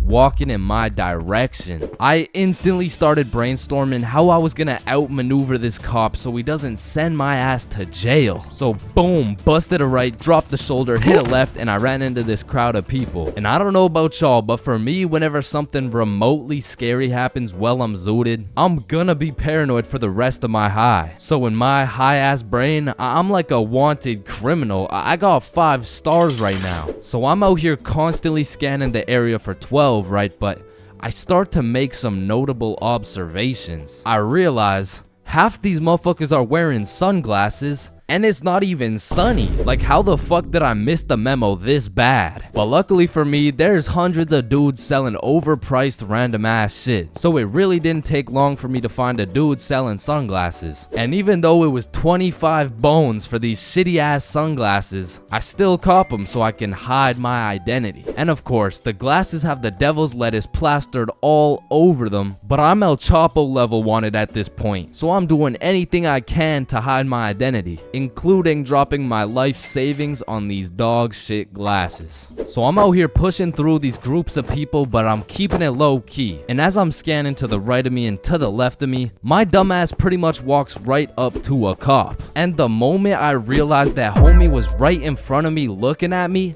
I started to panic, bro. I felt like at this point my best option was just to confess. Like, if I take the plea deal, I'll definitely get a lower sentence. But as I was stressing heavy, that adrenaline starts to kick in. And I know some of y'all can relate to this, but the scientific breakdown shows that when you're zooted and you get into a high stress scenario, the adrenaline gears up and starts beefing with the THC in your brain. Now, if you're lucky, the adrenaline will beat the THC's ass and will have you thinking properly in said stressful situation, which is exactly what happened to your boy. So as I transformed from a baked potato into a less baked potato, this is where the table really started to turn. I looked at this cop in the eyes and this motherfucker was more baked than me. Like, shit, at this point, I'm about to put this dude on citizen's arrest. Officer, are you baked right now? No, there's a sorry, there seems to be a lot of cannabis in the air right now, and so it's like this poor officer probably had to pull an 8-hour shift in the world's biggest hotbox while trying to do his job. And needless to say, after realizing the officers were faded than a hoe, I had no problem walking around with my peach fuzz mustache smoking on that Mary Jane. Okay. Okay. Oh yeah, baby, let's go. Yeah, let's go. Now, I don't know why, but there's just some things we all did as kids, and it's not like any of these things actually make sense, but we just did them. Like, did you even have a childhood if you never dug a hole to China? Timmy, we're almost there. Yay, just 2 more minutes. I mean, kids are just some dumbasses, bro. Like, who's gonna tell little Timmy he's not digging through the earth's core with this little rinky-dink ass shovel? But to be completely honest, out of all these dumbasses, I was probably the stupidest kid known to man. Like, I remember when I was 5 and I was taking my annual shower, you know, and all of a sudden I had realized I was a fucking superhero. It was just the way the water was flowing out of my fingertips. It was like nothing I'd ever seen before. And I was fucking hyped. I mean, from this point on, my new name was Waterboy. Wow. I was pretty fucking stupid, but not everything I did as a kid was completely impractical. For example, I know you used to run up the stairs on all 4s, bro. Like, this was just the most efficient way to get from point A to point B. I used to feel like a fucking cheetah going up those stairs. In fact, going up the stairs in this manner was so efficient, I asked myself, well, why don't people go down the stairs like this? And shit, I figured out why. Or bro, on a hot summer day, I would wait for my mom to whip out the fan. And as soon as she turned that bitch on, me and my brother would turn into the Migos. We were dropping hit after hit. Like we were spending so much time talking into this fan, our mom was a little concerned. Raindrop, drip, drop top, smoking no cookie in a hot box, cookie, fucking on your bitch, yeah, dot, cooking up dope from the crock pot. Hey guys, you've been there for 6 hours. I think it's time to... Ma, let him cook. Bad and bougie. Cooking up dope with the Uzi. Hey! And speaking of cooking, when Mama Chains would whip up some good old craft dinner, I had no choice but to put a piece of KD on each prong of the fork. Like, that shit just simply tasted better, bro. Or whenever I was walking on a sidewalk, I would strategically plan out each footstep to make sure I was not stepping on a crack. Now, the funny thing about this one is... I still do that shit. And I know some of y'all are gonna think I'm weird for that, but riddle me this. Who's gonna be laughing when your mom's in the ER with a broken back, bitch? Now, I feel like at one point or another in your life, you just had to check if the fridge light stayed on when you close it. It's really just a part of growing up. Like, one day you'll go grab some milk for your Honey Nut Cheerios, and you'll be like, hey, wait a minute. Or what about when you were bored in the car and you start doing parkour with your fingers to the window? I used to hit some crazy combos and then I would go to finish it off with a backflip. Or have you ever fucked around in the living room and you broke a vase or some shit? Whoops. You know, you get a timeout or you receive a little whooping. Now, coming out fresh off that whooping, this shit could only go one of two ways. Either you bawl your eyes out and play with this fucking thing for hours, or you would plan to run away, bro. That was it. That was your only options. And I had a few of those moments where I was ready to dip. I would pack an apple and my trusty Minecraft sword for the trials and tribulations to come. And then I would look my sweet mother in the eyes and realize, shit, she's making mac and cheese tonight. I can't leave yet. And you have simply not lived if you never hid a DS under your pillow at night. Like for me, the Mario grind was 24/7. There was no sleeping. But I'm not gonna lie, I had some close calls trying to pull that shit off. Good night, Chains. Sweet dreams. Good night, Ma. Love you. Love you too.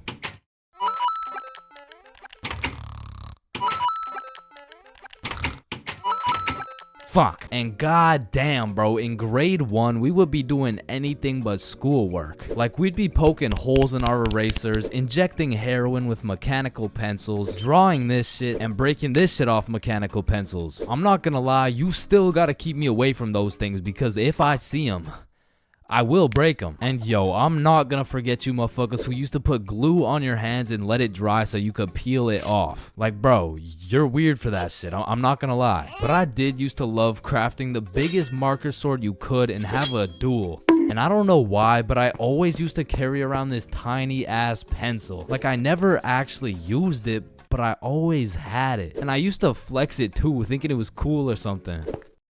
Yo, shorty. Take a look at my pencil. Oh my god, why is it so tiny? Tiny? It's not that small. And bro, tell me as a kid that you never had the random urge to just do this shit. And you just stay there. I don't know why. And I'm not gonna lie, I have to contribute my entire professional stickman career to drawing on the windows as a kid. Like, Mini Chains was whipping up some masterpieces. They were on some Picasso level shit, which is exactly why you see this high quality stickman content. Getting too high and ordering Chinese food 3 times because you keep forgetting you ordered it is one thing. But being too high in public is just one situation you don't want to be in. Like, when you're too high in public, it feels like there's always a spotlight on you. And that all these random people you walk by are staring you down. But whatever you do, you can't make eye contact with anyone, or else that person will snatch your soul. If anyone else gets paranoid when they get high, then I know you can relate. I'll be out here fighting demons trying to walk to the gas station like, okay, relax, you're gonna be okay. The gas station is right there. Holy shit, it's the cops. They're after me. Man, something in that gas smokes away all your logic and reasoning. Like, it'll have me jumping from conclusion to conclusion like I'm playing Mario. Did that girl just look at me? Shit. She must think I'm sexy. Wait, no. She knows I'm high. Holy shit, she's probably an undercover FBI agent. She's getting back up as I speak. I gotta get the fuck out of here. And sometimes when you're schmacked in a public setting, you're just forced to talk to people. Don't make eye contact. Don't make eye contact. Hey man, do you know where the Walmart is around here? Wait, fuck. What did he say? He probably just asked how I was doing. Oh, I'm good. How are you? I'm good, but do you know where the Walmart is? Oh, yep. I'm good. Thanks for asking. Phew. Good thing I played that one off. Or I mean, you could always just take the good old safe route. Hey man, do you know where the Walmart? When you get way too baked in public, you also feel super self-conscious about everything. Am I walking weird? How do I even normally walk? Why am I walking like I just shit my pants? Okay, this feels pretty normal. Wait, am I even breathing right? Fuck, now I just turned on manual breathing. Roaming the streets while baked, you'll come across lots of people. But there's just some unspoken connection between two high people. Like no words have to be said. You see that his eyes are red, and he sees that your eyes are red. You dap each other up out of respect, and you keep it pushing. Now when you're baked as hell in public, but you're with a group of people who are just as baked as you, it's a lot easier to relax. Because the simple thought that these people look just as stupid as I do. And honestly, at that point, you can just embrace it. Because you're no longer baked, alone, and afraid anymore. Now you can speak your truth. Hey man, do you know where the Walmart? Hey bro, I'ma stop you right there. I am fucking baked. And therefore I cannot help you locate anything you may be looking for. And listen, being baked and Mickey D's go hand in hand. The problem is, you have to actually talk to the McDonald's guy to get your food. Like when I'm baked, I just don't have the brain capacity to communicate what I'm thinking. Shit, I'm probably gonna get a Big Mac. Hi there, what can I get for you? Do you guys have burgers? No shit, we got burgers. Yeah, then let me get the burger, you know, like with the things, the you know what I'm saying, like that, yeah. Damn, you are fucking stupid, bro. And we already know being zooted at school can either be a rather delightful experience, or it could be completely and utterly terrible. Once again, if you tend to get paranoid when you're high, being at school has to be one of the worst places to be. You'll be out here ducking and dodging the teachers, absolutely shitting the bed on all your tests, and it's just overall gonna be a stressful ass experience. But on the other hand, if you get much more relaxed when you're high, then you get a nice little mood boost. You walk around with your head up and that baked grin on your face. Shit, this was never me, but I know some motherfuckers magically get a better mark on their tests when they're faded. Overall, you're just kinda living life stress-free. I mean, these two experiences are pretty much complete opposites. So I'm not trying to say being baked in public is always gonna be a bad experience, but for me, I'd much rather accidentally place 3 orders of Chinese food from the comfort of my own home. So, 50,000 word essay, 3 worksheets, pages 5, 6, 9, 273, 655 in your workbook, and you'll need to make a TED talk you'll present in front of the whole school. What do you want, Chains? Well, how much time do we have?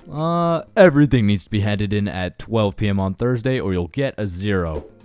Wait, Mr. Cumminson, that's in 2 minutes. Actually, it's 1 minute now. Any other questions?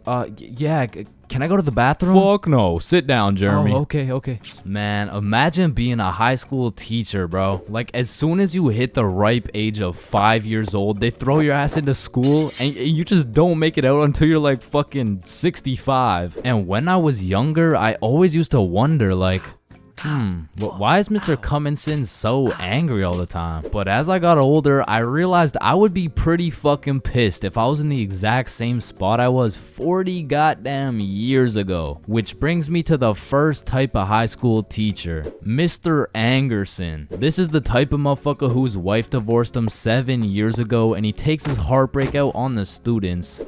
What was that? Oh, nothing. I just had to sneeze. Oh, so you think it's okay to just sneeze in my classroom now, huh? Well, no, I just needed to sneeze. What if I just broke into your house and started sneezing on shit, huh? Well, no, that's just... Matter of fact, get your ass up here. Yo, this isn't the 1950s. You can't just... Linda, come back, please. Now, I don't know how Mr. Anderson continues to keep his job, but it feels like this dude's mission is to ruin the day of every student that walks into his class. Like, he'll be putting in extra effort into his tests to make them as confusing as possible. The type of motherfucker to make a multiple choice test with the first 4 letters all as A. Bro will have me changing the correct answers into the ABCD strategy. Next up, we got Mrs. Talkinson. Some teachers really just don't give a fuck about teaching, bro. I mean, Miss Talkinson over here, she really just wants someone to talk to for real. And that's when Franklin D. Roosevelt became president. You know, actually, in high school, I had a friend named Franklin. He was a really nice guy. We used to go to the movies together and stuff, and then he went to jail for multiple hate crimes. Like, by the end of the class, you'll know her home life, her family, how she takes her anger out on her children. So me and my classmates would recognize the fact that if we could just keep Miss Talkinson talking, we wouldn't have to do shit all class. So in 1938, Germany invaded Austria. Yes, Chains. Miss Talkinson, have you ever been to Germany? Oh my goodness, you would not believe what we did in Germany. And for my personal favorite teacher, we got Miss Cakinson. You know, the teacher that is caked up for absolutely no reason. Like, she's got that dump truck for what? I mean, I'll be failing all my classes, rocking with a 1.5 GPA. But I walk into her class, fuck, all of a sudden I turn into a Miss Cakinson. Actually, you forgot the homework for today. Oh my god. Shut up. Oh, I thank you, Chains. I almost forgot. You're welcome, Miss Cakinson. All my homework is done. All my tests are aced. And at any given chance... Oh, shoot. My computer isn't working. Does anyone know? What do you need, Miss Cakinson? And I'm there. Miss Cakinson, if you're watching this, just give me a chance, please. And next, you know we got Mr. Questionable. Ensign. Now I know what you're thinking. Bro's name is a little bit of a mouthful, and that's because he may or may not have a mouthful of little boys. Okay, listen, I'm not here to point fingers at anyone, but if I was to point fingers at someone, it would be fucking him. Like, I'm really not trying to accuse anyone of anything, but there does come a point when some things this man does gets a little questionable. Maya, let me help you. So you put your hand like this and you... OMG, Chains, you will not believe who just followed me on Instagram. Oh shit, was it at Chains for real? No, it was Mr. Questionable Ensign. Damn, brother, this test was hard as fuck. Yeah, bro, literally everyone failed that shit. Facts, bro. What did you get? Yo, I got 22%. What about you? Oh, I got 103%.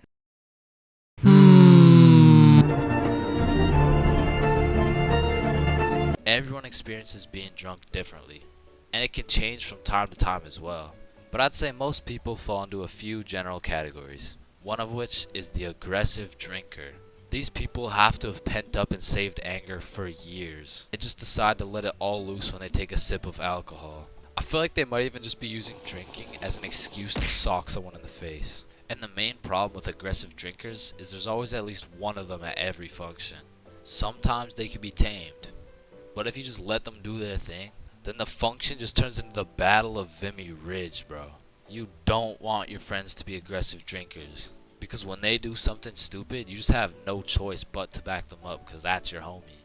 Coming up next, we have the depressed drinker. I know lots of people who are usually happy and energetic, but when they start drinking, all of a sudden they think I'm their therapist or something. Like, of course I want to help my boy if he's in his feels, but I'm hammered too, bro. I can't help you get your ex back. Now listen, I'm no scientist, but alcohol is a depressant, which means it makes you depressed, bro. Pretty much what I'm trying to say is, if alcohol makes you sad sometimes, don't worry, it's normal. Next up, we have the flirty drinker.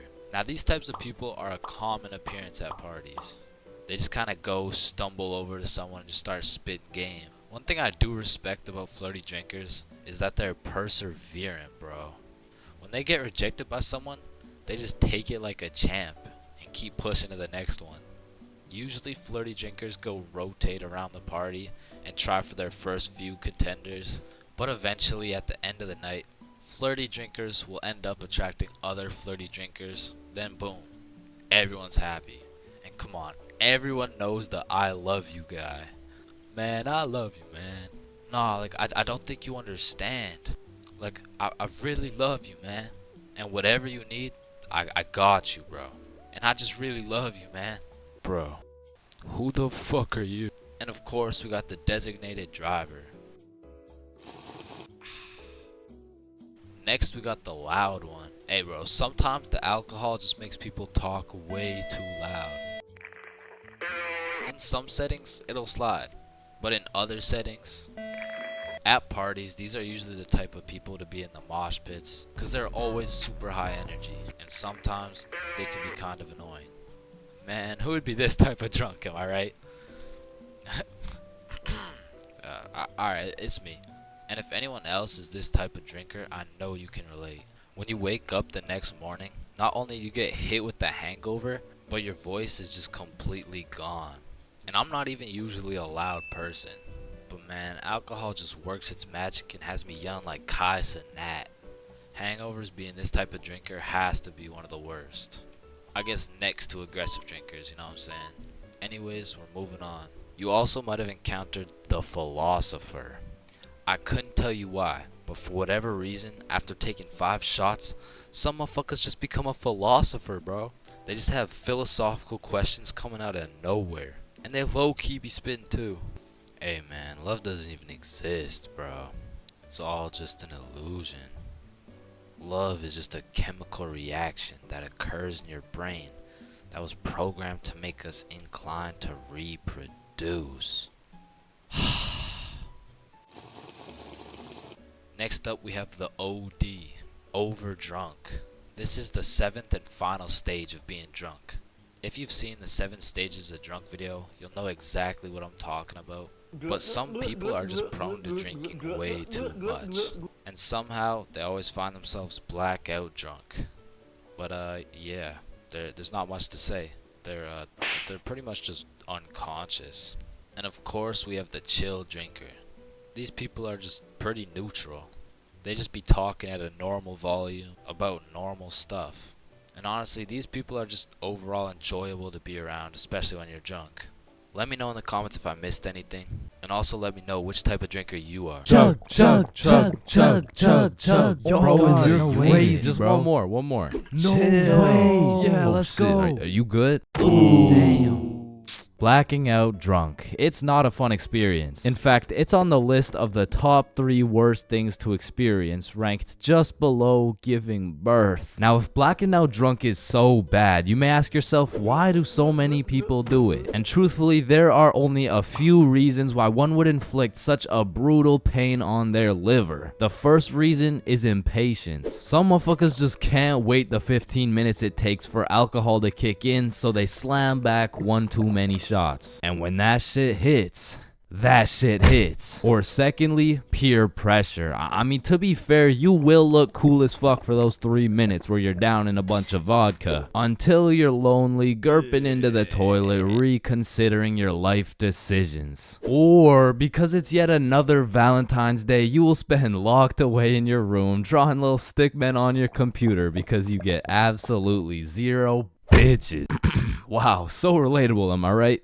But if you've never been blackout drunk before, let me explain what it's like so you'll never have to experience it. Phase 1 I like to call smooth sailing. This is where you got a few drinks in you, but you're still chilling, or as many like to say, you're tipsy. But say as you're observing your surroundings, you make an astounding discovery and find out the function has Hennessy.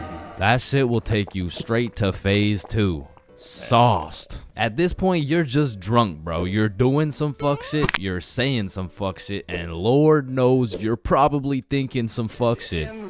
Some symptoms that you're in phase 2 will include sunglasses appearing on your face, the sudden urge to steal traffic cones, hitting the nay-nay, staring in the bathroom mirror for 10 minutes and saying, damn, I'm drunk as fuck. Now, it's at this phase whether you decide you're gonna have a cool, fun night, or if you're gonna end up looking like Nate Robinson. Like when you're offered more alcohol, don't drink that shit. I repeat, do not drink that shit. Hey, do you want some of my drink? fuck no. Do you want a sip of my? Aw, shit. You done fucked up. That's the type of shit that will have you in phase 3, which I like to call, shit, I don't feel so good. Ugh. As you can tell by the name, this is where shit starts to go downhill. You go from having a jolly old time to quivering on the floor with your liver fighting for its life. And this is the moment when your memory starts cutting out. You can remember some things here and there, but half of the night simply vanishes. And to be honest, that's gotta be for the better, bro, because I don't know if you wanna remember the pain of being in the downwards dog position while vomiting your guts out. It's not a fond memory. But to get to phase 4, god damn, the function would have to have a lot of fucking Hennessy. In order to get this drunk, you gotta be going through some shit. You gotta be in Spain without the S. You gotta be in Champagne without the sham. You gotta be going through some cock and ball torture without the cock and ball part. Or you gotta make a pretty big miscalculation, bro. Either way, you ingested enough alcohol to kill several farm animals, and this is roughly what you're gonna remember.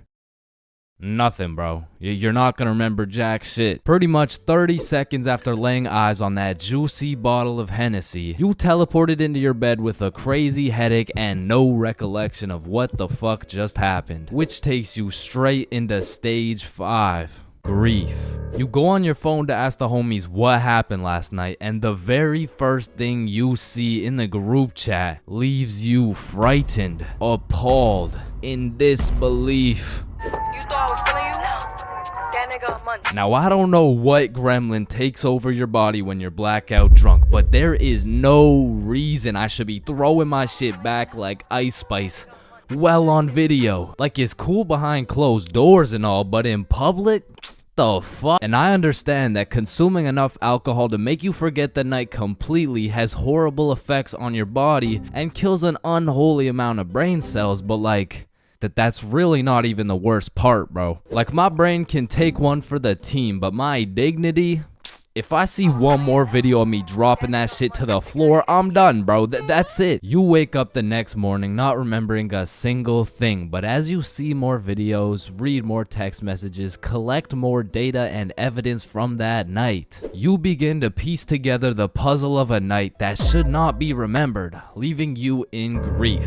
But that's not all, no. Phase 6 is pain, cause you don't even wanna feel the extent of a blackout hangover. That shit will have you feeling like you got hit by a bus. And shit, you might have actually got hit by a bus, you wouldn't know. Shit will have you feeling like one of those musty old chihuahuas. Now, I don't know exactly what it feels like to be one of these things, but all I know is you don't want to be one of those musty old chihuahuas. I mean, it's not fun waking up all shaky with a throbbing headache and the urge to just stop existing. And every single time you black out drunk, you tell yourself, I'm never getting this drunk ever again. Until the moment you realize the function has Hennessy. Every single person will have a different experience when they get high. And even the same person can have different experiences each time. It can depend on many things, like the strain of the grass, the environment you're in, and overall the type of person you are. But with that being said, I do know some of the most common types of people when they're high. Starting with Paranoid Peter. Paranoid Peter will take a few hits and his brain will go on overdrive, imagining the worst scenario he could possibly be in. And he'll just slowly convince himself that it's real. Hey, how you doing? Shit, he knows I'm high. He probably knows that I jaywalked last week too. Fuck, I'm going to jail for life. Buddy, are you okay? Fine, I'm high as hell and I illegally crossed the road last week. Next up, we got Mary with the munchies. Mary will get zooted and go ham on all the food in the vicinity.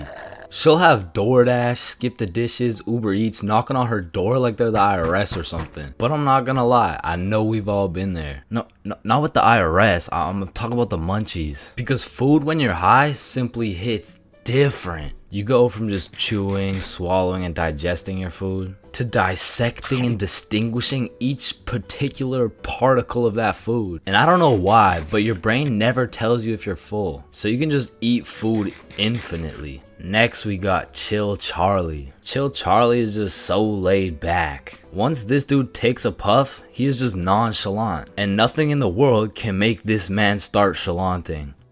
Charlie, they found the kids in our basement. Chill out, dude. It's all gonna be alright. Hey, hands behind your back. Yo, calm down. Why are you so aggressive? And of course, we got Sleepy Sam. You see, Sleepy Sam has had a long day at work. He decides, what would be a better way to end the day than to light up some Bubba Kush? We can't forget about George with the giggles, man. George just be laughing at anything when he's high. And it's the best when you get two high Georges in a room.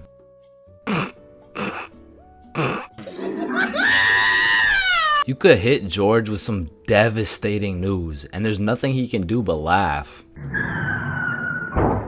George, I'm so sorry, man. I just crashed your new Bugatti. Honestly, at this point, literally anything can make him laugh. Okay, maybe not anything. Next up, we got Mumbling Martin. Some motherfuckers just be smoking and start to think they're Cardi or something. Like after a few hits, they start to invent a whole new language. Damn, it's like dick can't be hit, man. Wait, what? I said dick can't be hit, man. Can you just speak up a little bit? You can't hold me. You can't tell me. Speak up. And man, we all know a coughing Carl. Yeah, bro. Can you pass me that grass?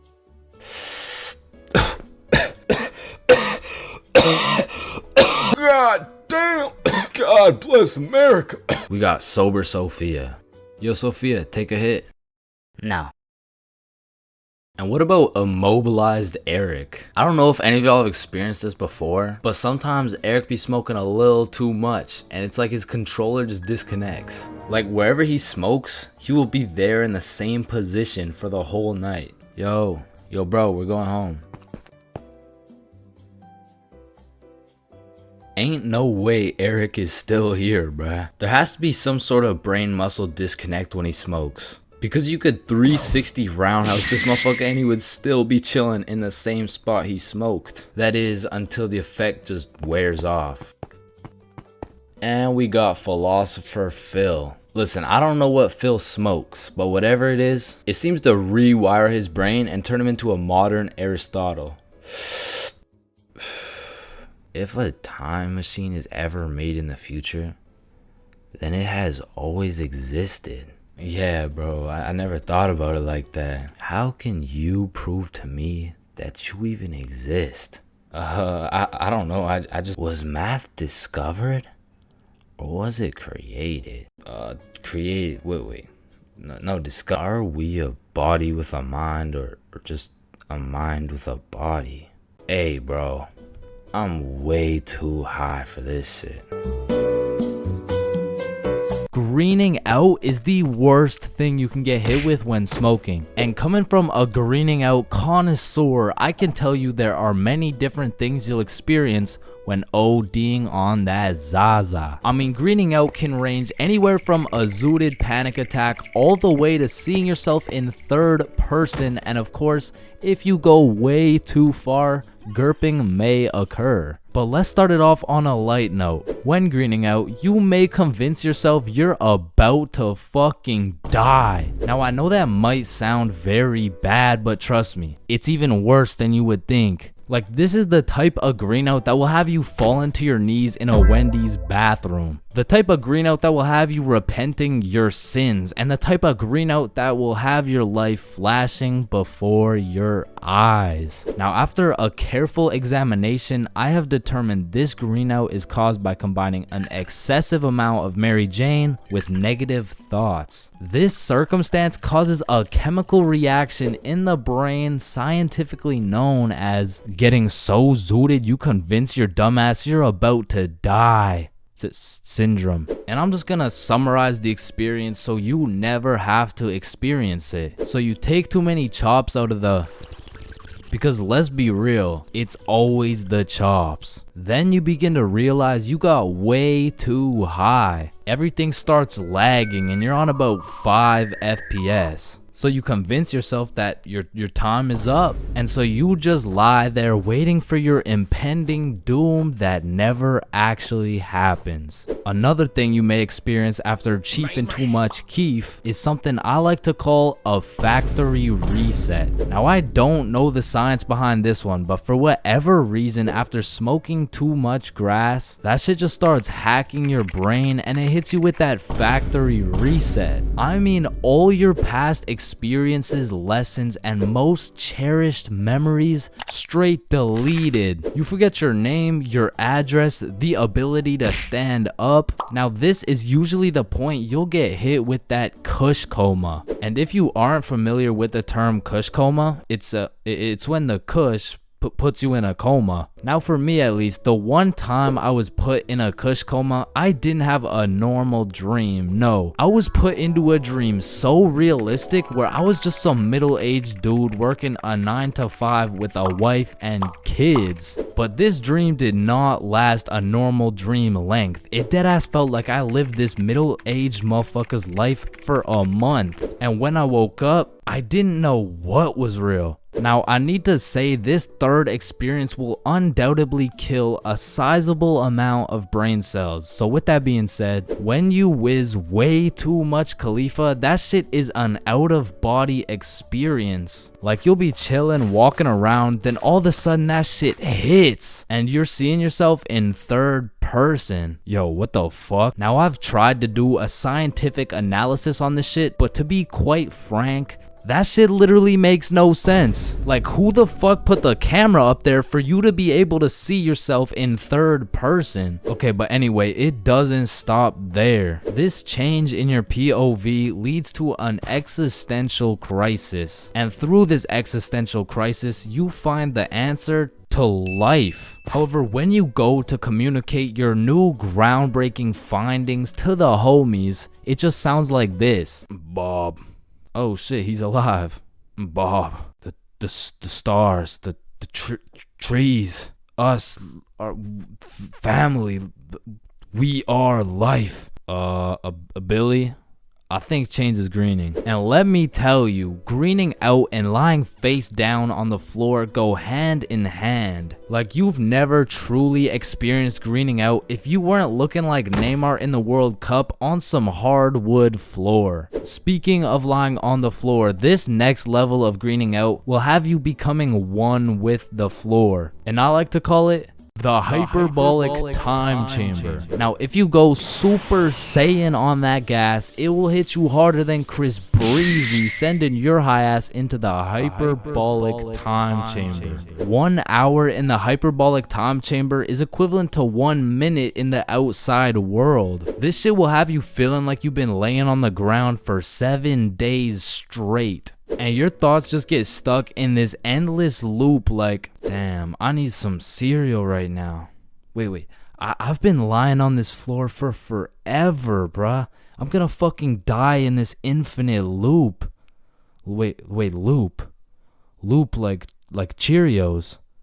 Damn, I need some cereal right now. It's essentially like a fever dream in real life, but even longer. Okay, but for this last level of greening out, I need to say please do not get this zooted, because if you do, you will probably notice a sizable drop in your IQ and you may even get fuck.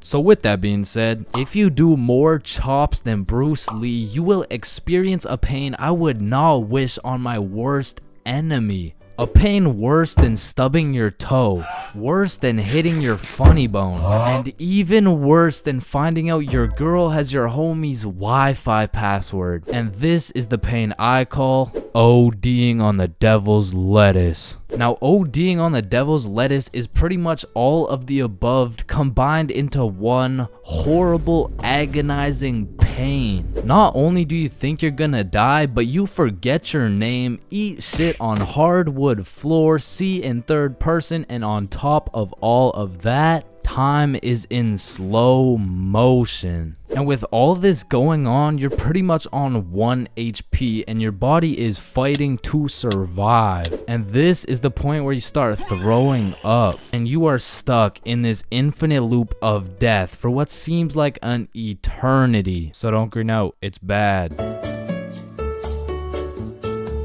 Listen, most of us have been high before, and most of us have also been drunk before, but it truly takes one determined, perseverant, curious, and brave dumbass to be high and drunk at the same time, which perfectly describes your boy way back in grade 7. See, this story is crazy because I had never been high or drunk before this incident. And all at once, I turned from just a young, innocent boy into the low IQ human I am today. So, it was grade 7 and my school had just got out for spring break. The boys and I had already planned out a little get together for one of our friends' birthdays. So after school, me and the boys link up. We go and clean up our friend Billy's house, cause you can't throw a birthday function in a dirty house. And it was dirty, bro. So by the time we were done cleaning, it was already about 7:30. So that meant everyone started to show up. So the boys and I started doing your average middle school activities. By that, I mean we're wrestling, we're breaking stuff. And the girls were just posted on the couch. Cause what are we supposed to do? Talk to them? Hell nah. But eventually we got tired of throwing each other around. So we're all sweaty and shit and we sit down on the couch, leaving at least 1.5 meters between us and the girls, of course. And we just sat there. But then out of nowhere, Billy's like, I got a brownie. And I'm over here thinking, the fuck? The hoes don't care about your brownie, bruh. But then Billy started to elaborate. Guys, this is no ordinary brownie. I stole it from my uncle's do not eat cabinet. And he says they're magical. Oh, he probably means they're magically tasty. I need a bite of that. Does anyone want a piece? Yeah, I'll try one. Yeah, sure, I want some. I am kind of hungry. Please. So everyone has their piece and they're kind of building up the suspense. Like, are you guys ready? Are you sure we should do this? And I'm still clueless. I'm over here thinking, it's a brownie. What's the big deal? The fuck? This brownie isn't magical. This shit tastes like ass. Oh, Chains, how do you feel? I feel like I just ate some dog shit, bruh. I'm gonna keep it a stack. Your uncle needs a new baker for real. No, Chains, it's not about the taste. They're grass-infused brownies. They're supposed to get you high. Man, what? I feel like this is the kind of thing you're supposed to say before I downed it. So everyone eats their piece of brownie and then continues to sit in awkward silence for like the next 2 hours. But then the brownie starts to hit. People are dropping like flies. And eventually, everyone felt it except me. And they're just doing high stuff, like eating all the food in the kitchen, watching Netflix documentaries. But for me, the brownie still hasn't hit. And Billy notices that I'm sober, and he's like, wait here. Bro goes into his mom's liquor cupboard and pours out unholy amounts of vodka and just hands me the cup. Keep in mind, I had never drank before, so I have no clue whether or not this is a lot. So I literally chugged the whole thing. Looking back, it had to have been at least 5 shots all at once. But man, I had no clue. So I'm just sitting there chilling on the couch, waiting for something magical to happen. And I start to think, maybe I'm just invincible. Like nothing can affect me. It all hit at once. The brownie and the vodka was out here running combos on me like John Cena and Randy Orton. And bro, something in that brownie changed my settings and enabled third-person perspective. It was the weirdest feeling. It was like I was watching myself on a movie, but like I was in the movie. Bro, I don't know. And apparently it also gave me the ability to teleport. Because I swear, when I blinked, I teleported from Billy's crib to the front of a McDonald's line. And listen, I have no clue what happened in between that time, but I had no business being in a public setting right now. Hi, what can I get for you? Sir, can I help you? Yeah. What can I get for you? Listen, because I was high, drunk, and apparently had no social capabilities, I was spitting some nonsense to this poor McDonald's employee. Yeah, do y'all got the Popeyes chicken sandwich?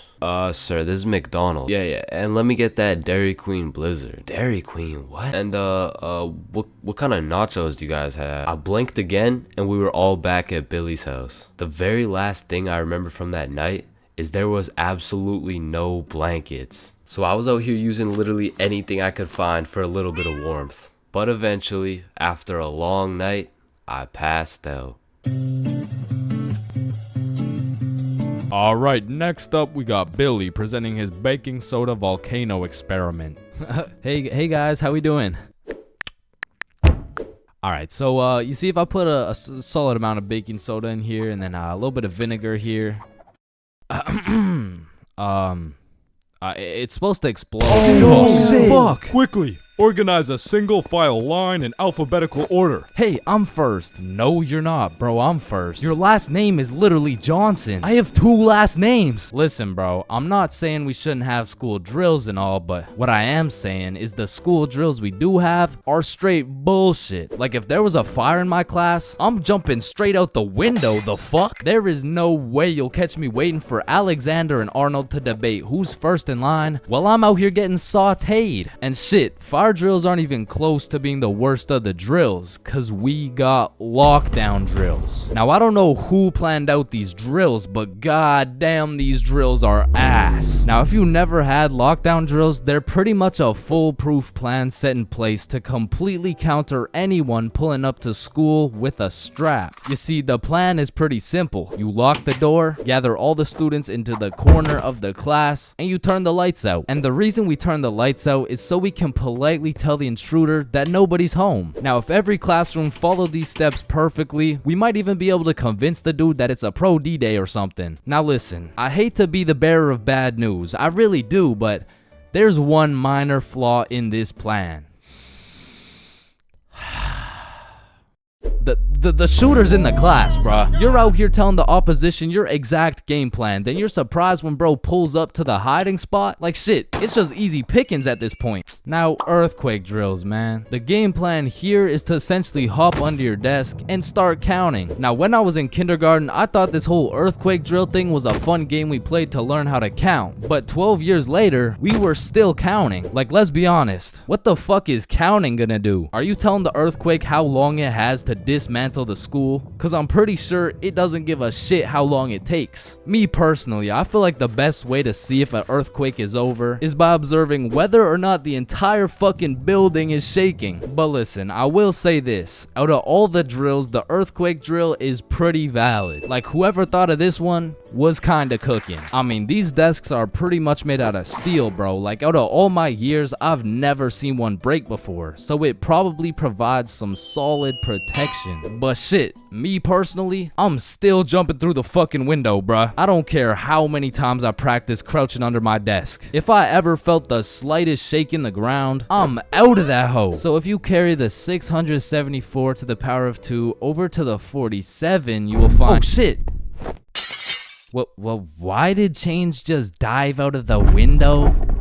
Shit, I don't know. Now I'm gonna keep it a stack. I've never done a single tornado drill in my life. So after doing some quick research, it looks like you just, you do this. Now I don't know shit about tornadoes, but what I do know is that I'm not gonna be doing this shit. Like, I'm no scientist, but I don't think the doggy position is gonna stop the tornado from packing you up. So to be honest, once again, I'm jumping out the fucking window, bro.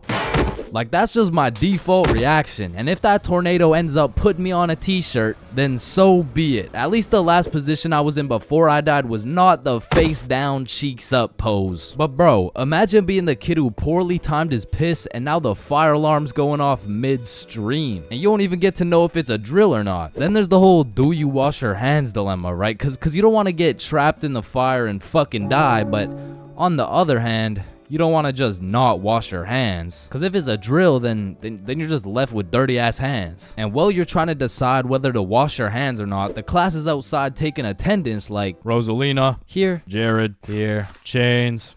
Chains? Oh, fuck. Where did Chains go? I don't know, bruh. Shit.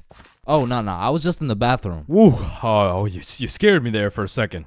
Wait, did you wash your hands? No. I was in a little bit of a rush. Get back in there and wash your hands, buddy.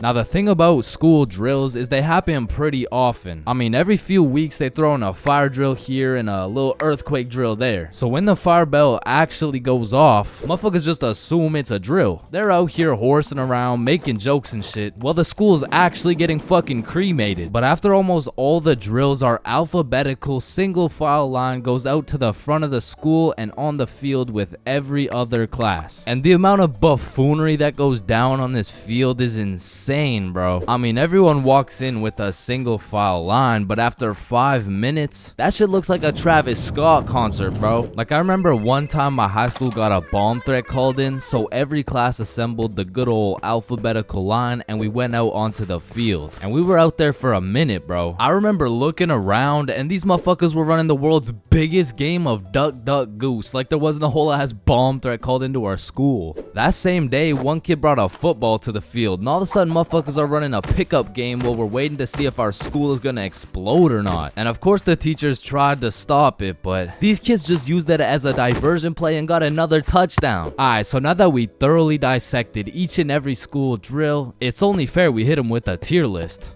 So let's see what we got here. We're starting with lockdown drills. What are we saying? Fucking F tier. Holy shit, they are ass.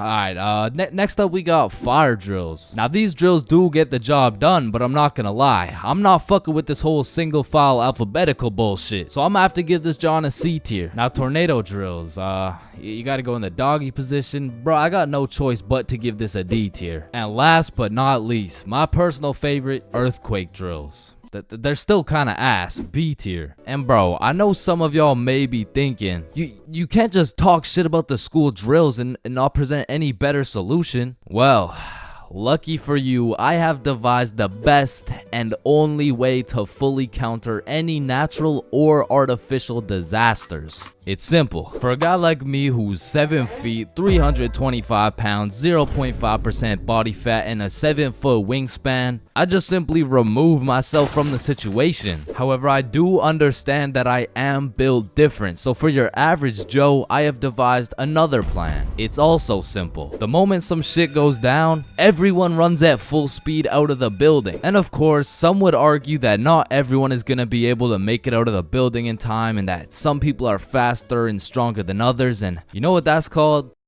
Natural selection. You see, if I was principal, instead of running students through these impractical drills, I would be running students through different kind of drills. I would have my students in peak physical condition. Instead of a fire bell, I would have a push-up bell. At any given time, if that shit goes off, you drop down and give me 50, or your ass is getting expelled. You see, this way, when there's a fire, everyone can simply remove themselves from the situation. Or in other circumstances, they can simply intervene.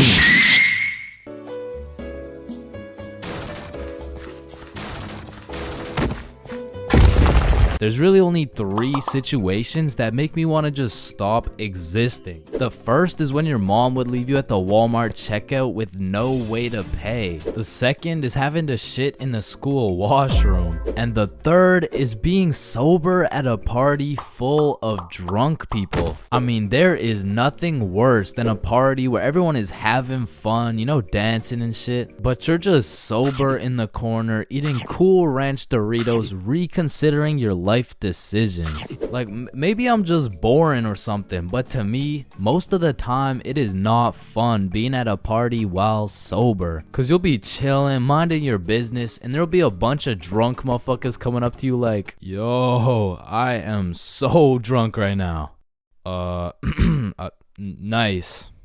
Yeah, bro. I drank so much. Nice. Because when you're drunk, there is no thought process. You're just blissfully unaware of the fact that you can't dance. But that vodka will have you in the middle of the dance floor like...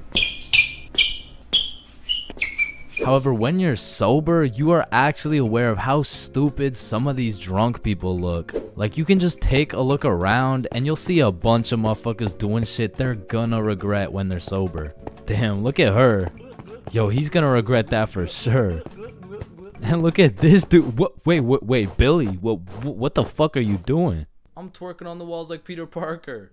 No, what the fuck? Being at a party while sober has me feeling like that one dude who's always like, yo, where the hoes at?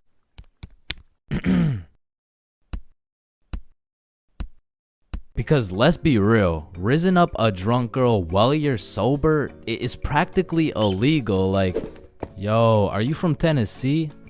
Cause I'm trying to fuck. Sir, hands behind your back. God damn. And honestly, when you're sober, talking to drunk or high people in general, it's just like interacting with NPCs. Damn, I'm drunk as shit. Man, I love you so much, man. Like I love you, man.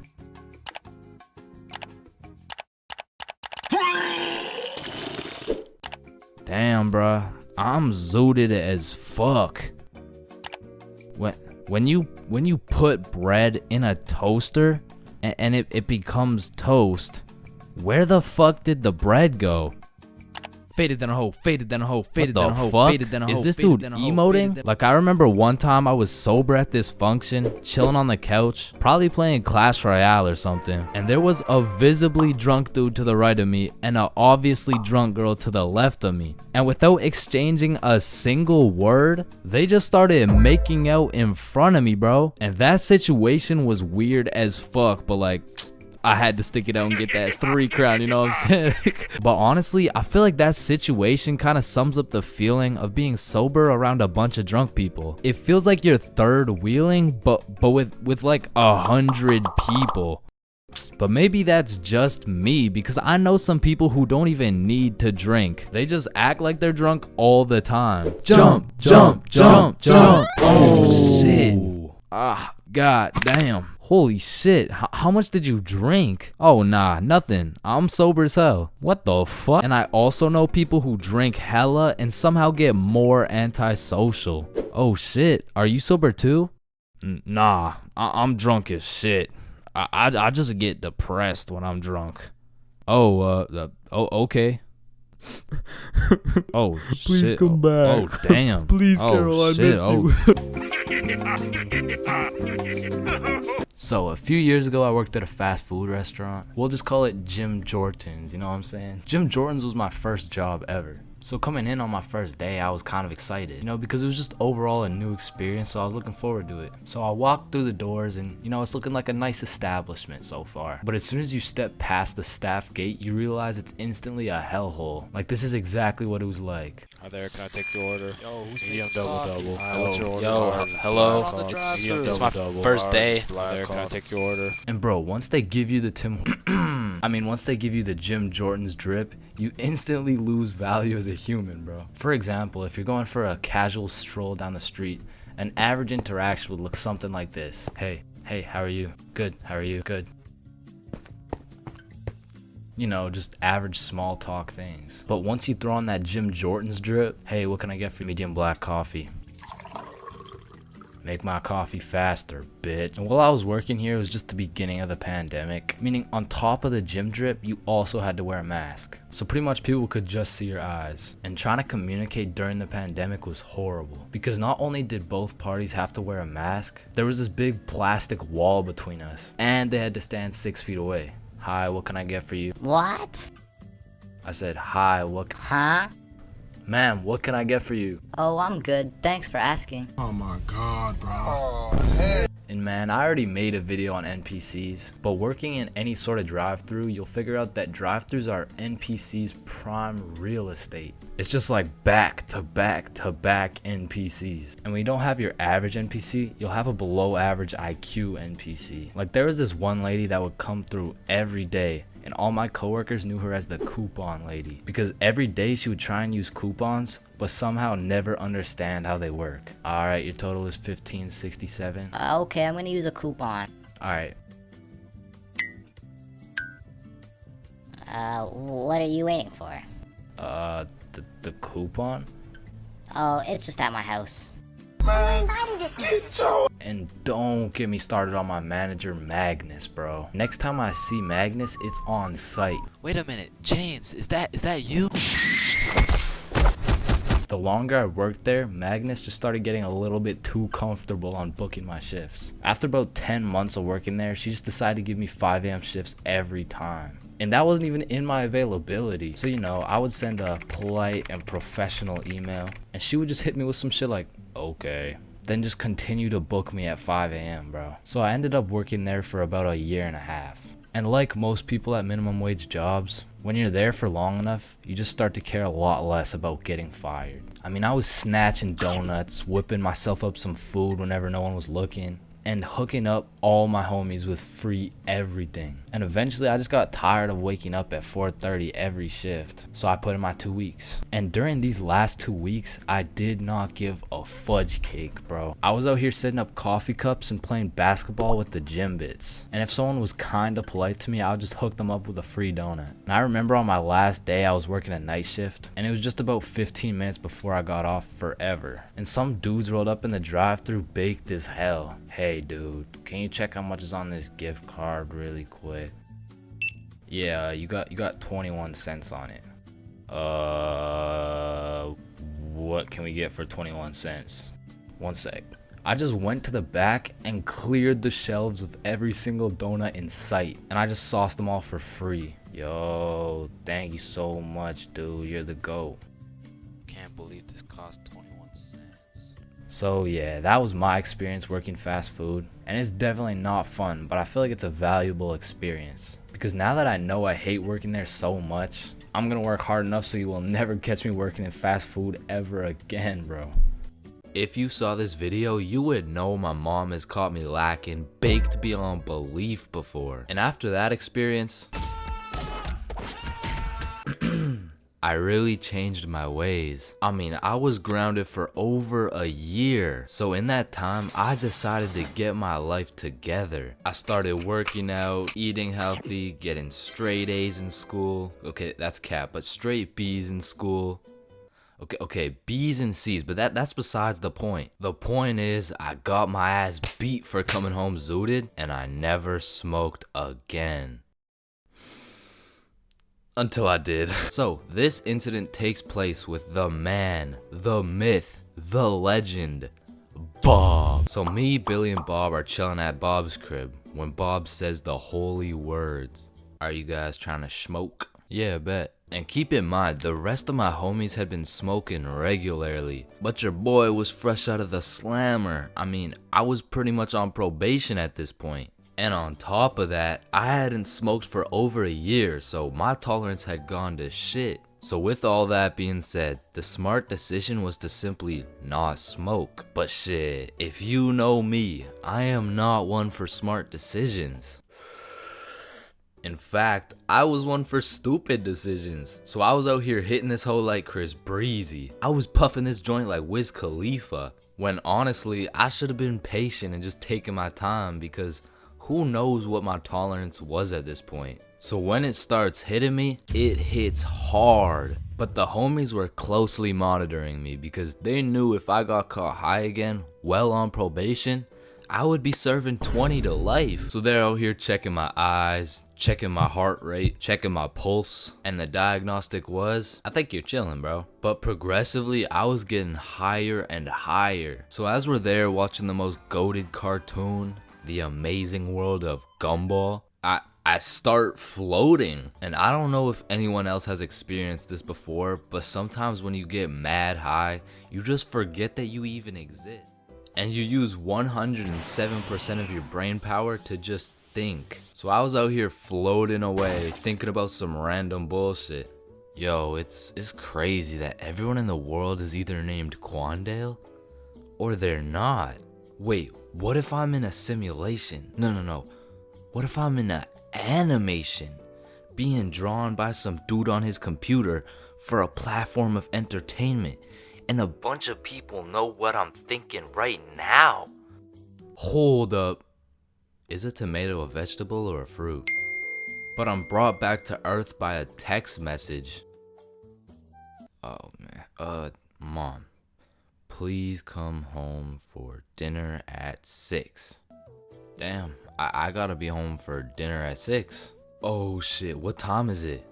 It's 5:30. Nah, we can't let your mom find out you're cooked. So Bob whips out his emergency hide how baked you are kit. Boom, hits me with the eye drops to make my eyes less red.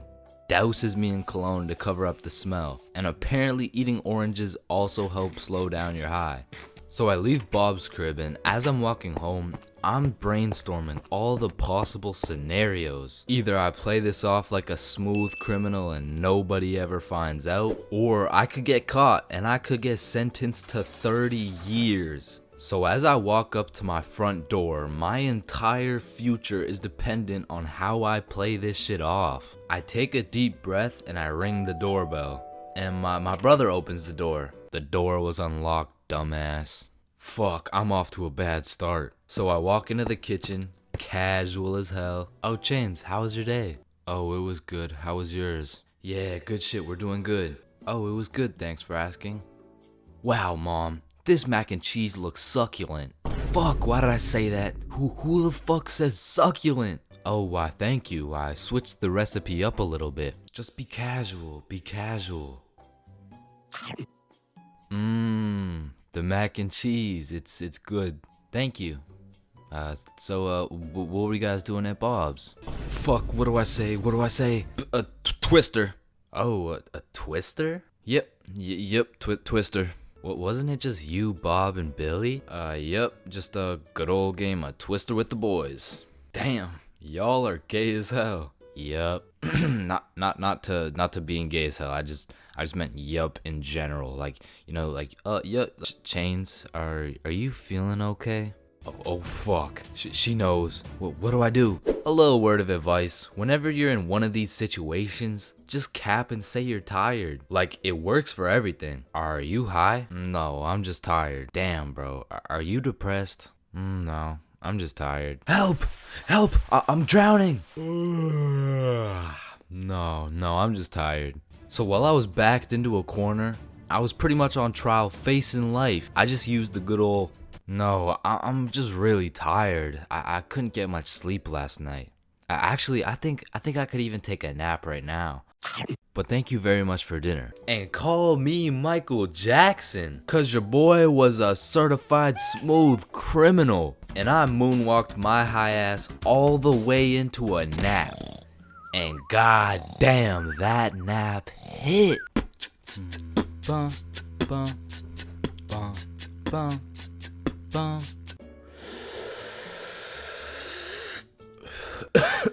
Space isn't empty. It contains everything that exists. Hey bro, you think this mirror's good? Nah, it's in used condition. What do you mean? Walmart doesn't sell used mirror? Oh, we're using it right now.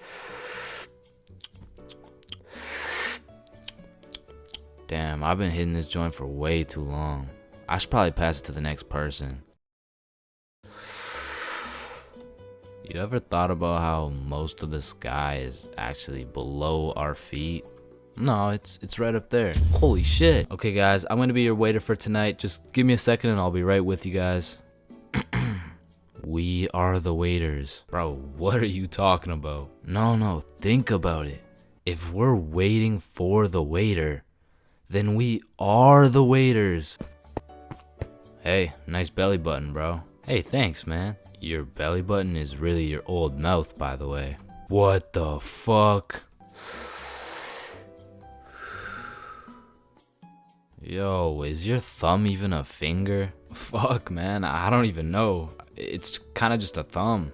So if your thumb isn't a finger, then there is no middle finger. Hold up. If you were the first person in the world to break 2 world records, then that would be a world record. So you'd be the first person to break 3 world records. But then that would make it 4 world records. And that would make it 5 world records. Holy shit. Then it would be 6 world records. Man, who the fuck named this shit a chair? Like why a chair? Hey bro, I got you a milkshake. Oh, thank you, man. Does a straw have 1 hole or 2? Obviously it's 2. No, but what if it's just like 1 long hole? What's the point of life? If you get a bigger bed, you have more bedroom, but you have less bedroom. You know, like bedroom. Like, can I get a ice cream cone? No, fuck you. The ice cream machine's broken. Man, that's not fair. Well, life isn't fair, buddy, so what do you want? But if life isn't fair to everyone, then isn't life just kind of fair? Like, I just don't get it. Like, chair. Why is it a chair? You know, it could have been like anything. So your nose grows every time you cap. Yeah, what about it? So what if you just said your nose is going to grow? Well, that would be a lie, so then it would grow. Try it. My nose is going to grow. Yeah, I told you. But now that it grew, it's not a lie. Whoa. Bro, I'm way too baked right now. Here, eat an orange, it helps. Nah, hold up. Are oranges named oranges because they're orange? Or is orange called orange because oranges are orange? Just eat the fucking orange. Boys, we got the pizza. Let's go. Sir. Why the fuck is the pizza box square? Like, if the pizza is circle and a slice is a triangle. Yo, who the fuck invited this kid? Yo, can you pass the lighter really quick? Yeah, I got you. Wait. When you light your lighter gets lighter until your lighter is so light that your lighter won't light. Damn, that motherfucker's spitting right now. It just seems weird. Like, why the fuck is it a chair? My first time eating magic mushrooms. Now, this story takes place on a spooky Halloween night. And of course, when you're young, Halloween is about dressing up and getting candy from strangers. But as you get older, you grow to realize the true meaning of Halloween is to commit as many devious and malicious crimes in one night as humanly possible. Like when me and my homies first transformed from some young, innocent gentlemen into some unethical and deceitful delinquents, we planned out some criminal activities for our first teenager Halloween. Yo, trick-or-treating is for nerds. We're gonna drink alcohol and smoke grass. Woo. Yeah. That is so teenager. So you know, we drink their drink and we smoke their grass. Man, I sure could fuck up some Reese's Pieces right now. Not gonna lie, some Skittles would be fire.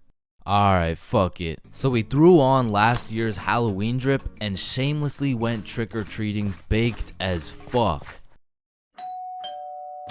Trick or treat. Aren't you guys a little bit old to be trick-or-treating? No, but we got our candy and we went back to Billy's crib and the munchies took over. I mean, we fucked that shit up so fast that we changed costumes and we spun the block.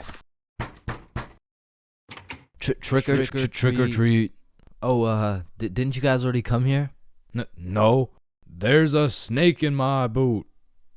So all Halloween, me and the gang pretty much just ate chocolate. But by the time next year rolled around, okay, this Halloween is going to be the best Halloween yet. But how can we top last year? Yeah, we already smoked grass and ingested alcohol well underaged. Cause I got these.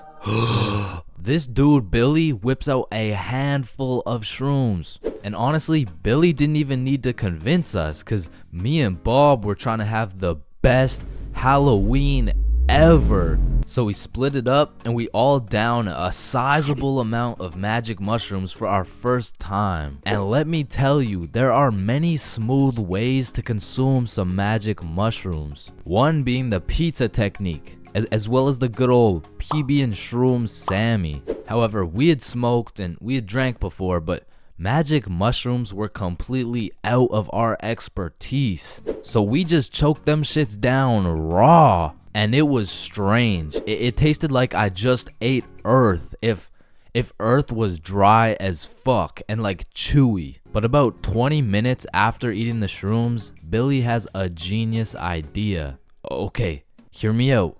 We go trick-or-treating, collect some candy real quick, and come back. So when these mushrooms hit, we can be eating good. Okay. Wait, then we need some costumes. Okay, I do have 3 costumes, but like just don't ask any questions, okay? Why do you have no questions, bro? Now let's go get this bag of candy. So we're mobbing around the neighborhood in some gangster Teletubby suits. And we roll up to the first house like, trick or treat. Oh, you guys are so cute. And we were banging out house after house. But after about 4 houses, I started to notice my Teletubby mitts were looking a little suspicious. But I didn't have time to think about the psychedelics that were potentially invading my brain because I had bigger priorities. Go cop some Halloween candy. Trick or treat. Trick or treat. Trick or treat. But as we walked up to the 8th house, I was undeniably tripping balls. Cause as I looked up at Bob, I just started uncontrollably laughing my ass off. And Bob's shrooms must have kicked in too, because we were both just hysterically laughing at each other for no reason. But then the door opened and I saw this tall ass bald dude with an unconceivably large smile on his face. I mean, the shrooms made it look like his smile was just unproportionately big, and I just assumed it was a Halloween mask. Man, I love your Halloween costume. What costume? Oh, holy shit. We need to get home ASAP. So we're making our way back home, tripping balls in our Teletubby costumes, and I'm just seeing the stars falling out of the sky. Then out of nowhere, Billy yells, "What the fuck is that?" Shit, I'm probably just tripping, but it looks like zombies running towards us at full speed. Oh, yeah. I see it too. Oh shit, we gotta run. So me, Billy, and Bob start booking it back to Billy's house. And I am hauling ass because there is no way I'm getting packed up by some zombies right now. And when I look back, I don't see some zombie costume. No, I see some real ass zombies, like bones sticking out, eyeballs look like they haven't blinked in centuries, and that shit just made me run faster. Cause to me, this was a life or death situation. I mean, in reality, it probably just looked like 360 We get back to Billy's crib. Holy shit, get in. Lock it. And we were not taking any chances. I mean, we barricaded every single door in the entire house. And for a second, it was a horrible trip. I mean, I thought I was in the zombie apocalypse. But once we settled down, we were having the time of our lives, chilling and eating candy while tripping balls.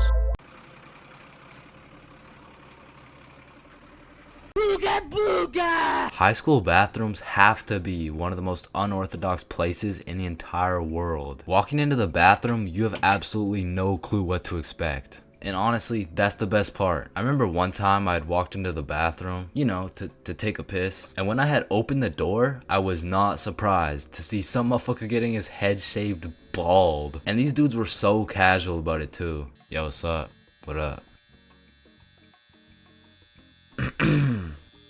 And you know, it's cool and all to be able to be entertained while you're trying to release your bodily fluids. But I mean, sometimes you just want some peace and quiet. Because you truly never know when something like this can happen to you. And that is precisely why I'm scared to ever shit in the school bathroom. And listen, my school bathroom has always been bad, but these TikTok trends that keep popping up made the bathroom situation so much worse. Yo, look at this TikTok. That's kind of funny. 1 week later. Damn, someone took the soap dispensers. Who snatched the blow dryers, bruh? Where the fuck did the urinals go? 1 hour later. Hold up. Who hit a lick on the bathroom?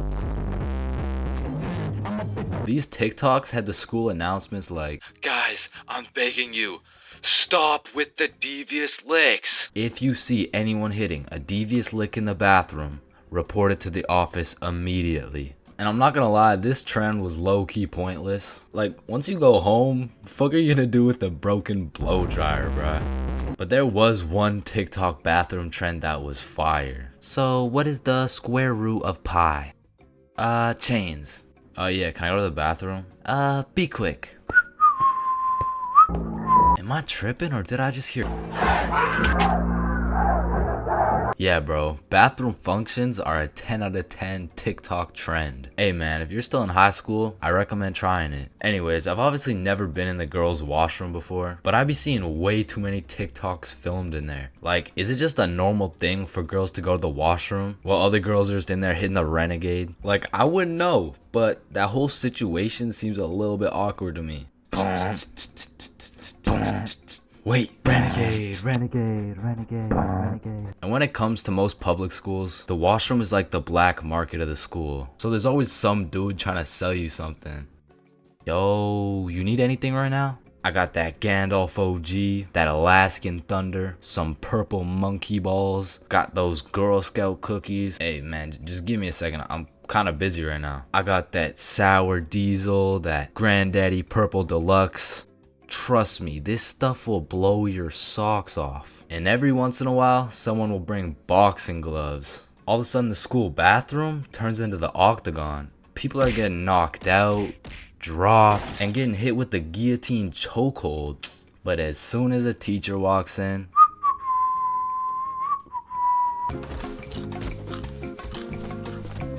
Alright, I already touched on the unspeakable things that go down in the high school bathrooms, bro. But there's only one place on earth that is more foul than those bathrooms. And it's the goddamn locker rooms. That room smells like complete and utter dog shit mixed with Axe spray. Like maybe I just went to school with a whole lot of Discord mods, but the rancid smell of the boys' locker room would contaminate anything in a 50-foot radius. And shit, Lord knows what goes down in that questionable place. Like you'll walk in there and see anything, bro. Motherfuckers will be having fights, chicken fights, group fights, sword fights. Like any laws and rules simply don't apply to the boys' locker room. Motherfuckers will be throwing hands, selling drugs, committing arson, committing several counts of fucking tax evasion, shit, you name it. It's pretty much a GTA lobby in that bitch. Like I remember one day I walked into PE and my teacher was like, "Hey,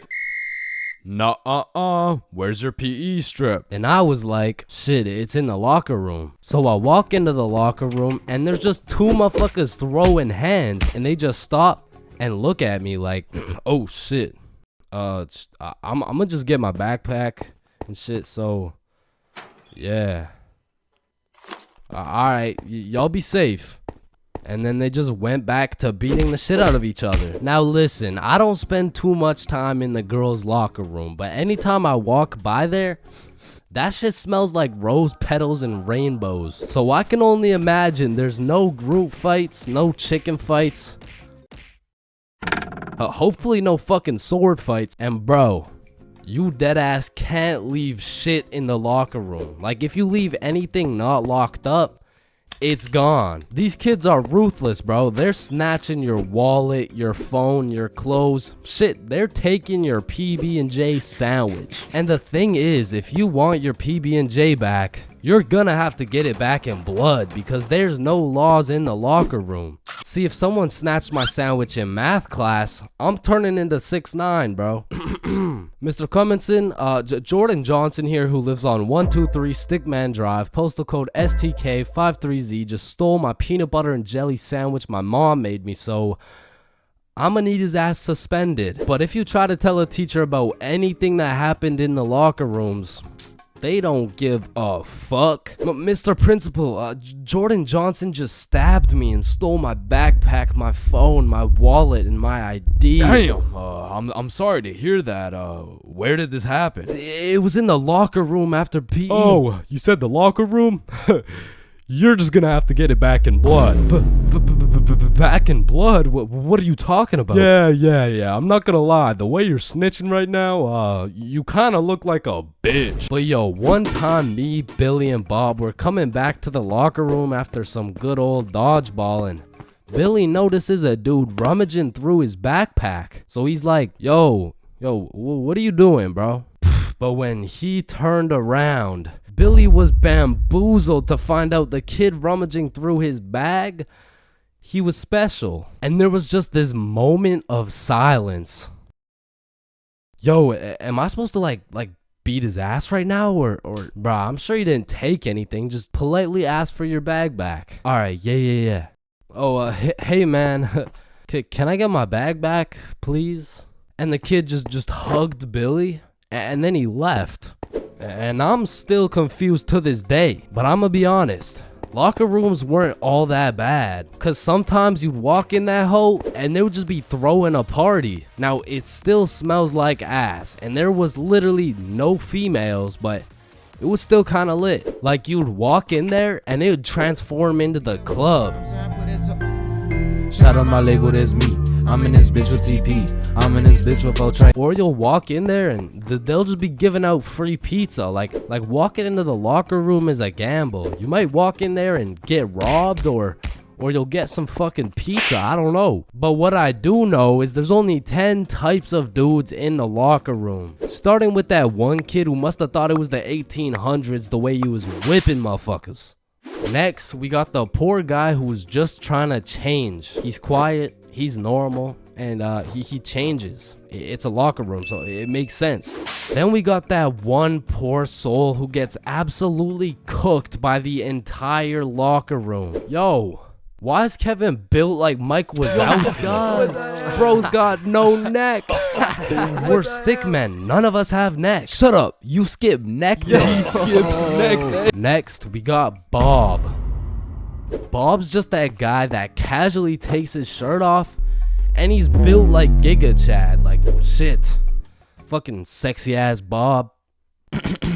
And I don't know why, but there was always that one guy who thought it was a good idea to just whip his nuts out. Unprovoked, uncalled for, completely out of pocket. Like, what do you look like with your nuts out in a room with 30 half-naked sweaty dudes? Like, personally in that situation, I'm keeping my balls in my boxers. Thank you very much. And bro, tell me why there was always one kid who was just dousing himself in Axe spray. And it's always the mustiest motherfucker doing it too. Like, who's gonna tell him that Axe spray doesn't replace taking showers, bruh? And I don't know about your locker room, but for mine, there was always a dude eating. Like, out of all the places on earth, why are you eating in the locker room? Like, for some reason, there's something about eating around a bunch of dudes in their boxers that just doesn't sit right with me. I mean, simply by bringing that sandwich into the locker room makes it contaminated. That sandwich will be tasting like wet dog and Axe spray. And next, we got the kid who just makes as much noise as humanly possible. Shut the fuck up. And then there's that one dude who decides he's having a shower. And all power to that guy, but personally, there is no fucking way I'm showering in school. Like, I can't trust this little door to stop these menaces from breaking into my shower. Cause remember, there's no laws in the locker room. Like, it's no jail, but I'm sure if you drop the soap in there, you're gonna get violated. And of course, you got the fiend. There's always a dude fiending for a vape in every locker room. And it's low-key worse in the locker room than the bathrooms. Like, these locker room fiends would do a little bit too much for some nicotine. I've seen them pay $5 for a single hit, and fuck, I don't want to know what they'll do for a hit when they run out of money. And still, I'm not gonna lie, the high school bathrooms get wild. They'll be hotboxed, there'll be fight clubs, but the thing about the bathrooms is a teacher can walk in at any time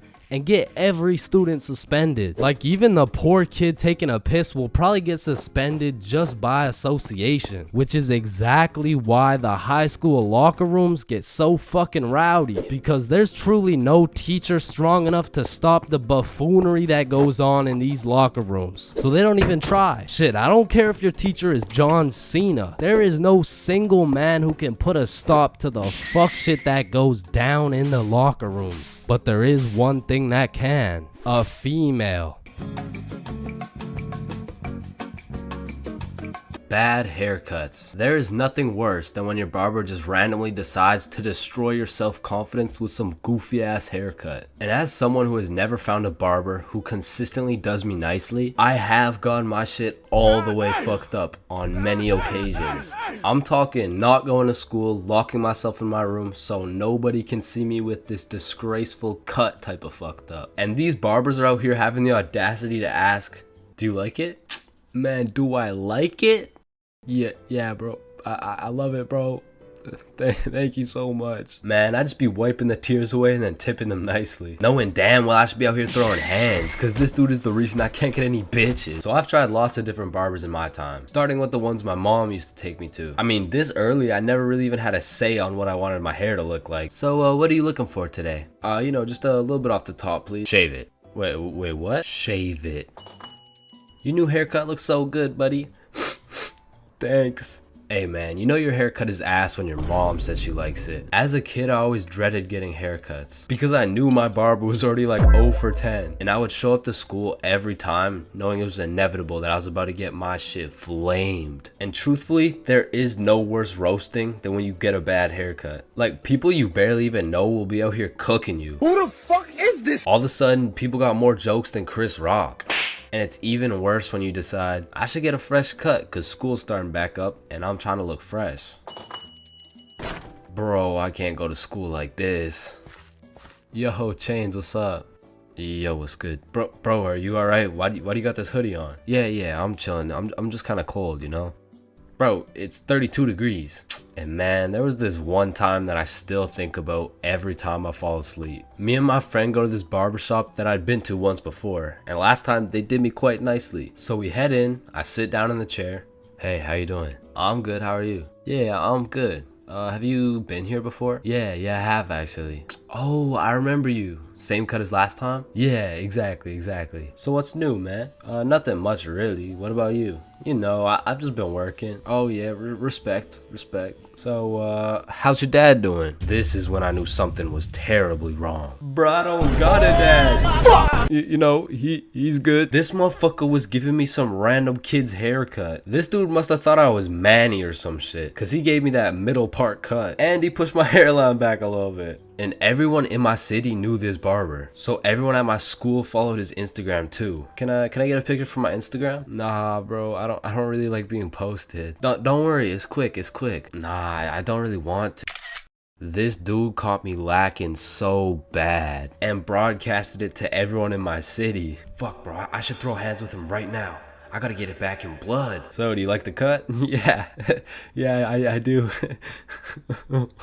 And when I checked my Instagram, I was out here getting flamed so hard. Borderline cyberbullying. And I'm not joking when I say this. This motherfucker fucked me up so bad. I learned how to cut my own hair and never went back to a barber ever again. Awkward conversations. We all know them and we all hate them. Hey, how are you? Oh, I'm good. How are you? I'm great. How are you? You already asked me that. Damn, you right. You right. So, how's your day going? My pet frog just died. Damn, that's tough. I found myself taking the most inconvenient routes to avoid an awkward conversation. Like, I can't really explain the feeling of an awkward conversation, but it's just mildly uncomfortable. Like, I would compare the discomfort levels of an awkward conversation to wearing wet socks. Like, it's not the end of the world, but let's keep it real, no one wants to wear wet socks. And honestly, I would take a slightly inconvenient path if it meant I would not have to wear wet socks. Also, I feel like there's some other situations that are in the awkward conversation family that I also hate. For example, the handshake fist bump dilemma. Yeah, it was nice seeing you. Yeah. Oh, fist bump. Oh, Oh no, sorry, Nah. sorry. Oh, no, I don't. yeah. God damn it. After you experience one of these bad boys, you'll be thinking about it, cringing for the next hour. And if you're anything like me, you might even lose some sleep over it. Man, why the fuck didn't I go in for the handshake, bruh? Obviously it was a handshake. And what about the good old you said goodbye to the person you're talking to, but you guys both walk the same way situation? I mean, this situation is the perfect way to ruin a smooth conversation. Yeah, man, it was really nice to see you. Yeah, for sure. See you later, bro. Alright, peace out. Alright, bye. Yeah, bye. Shit, we're still walking the same way? I'll just turn this way so it's not awkward. Man, what the fuck? And even if I say goodbye to someone and we're still in the same general location, I will avoid them at all costs. Like once me and my brother were chilling at Walmart and we saw one of our neighbors, so we talked for a little bit, you know, said our farewells and went separate ways. But when it came time for me and my brother to check out, we saw the same neighbors checking out. And we were up in the Walmart looking like we were playing Assassin's Creed in real life. It's clear, it's clear. And of course, I can't forget about awkward silence. Yeah, that's funny.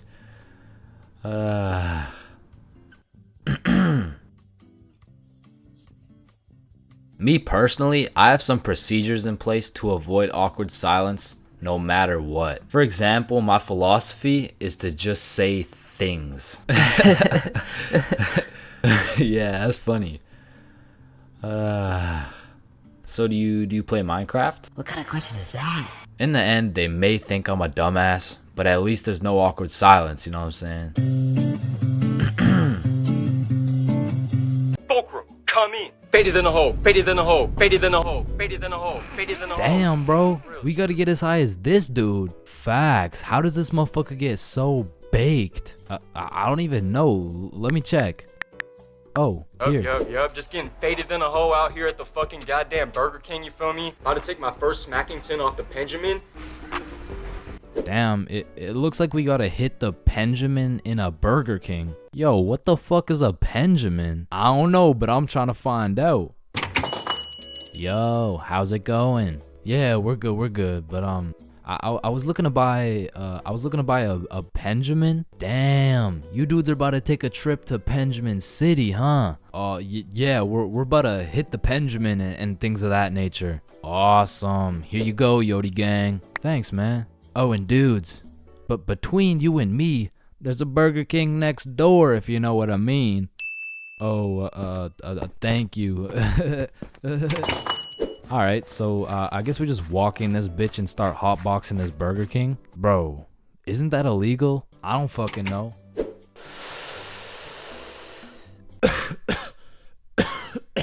God damn. This shit hits. Let me try. Damn. Unfortunately, you guys can't be doing that in our Burger King. Nah. It's chill. We're just getting faded than a hoe. Wait, you're getting faded than a hoe? Yeah, we're getting faded than a hoe. Shit, I know you were getting faded than a hoe. My bad, Yodi gang. Nah, you're good. You want a little hit? Shit, I might have to take this Benjamin to Blinkerton City, you feel me? Yeah, I feel you.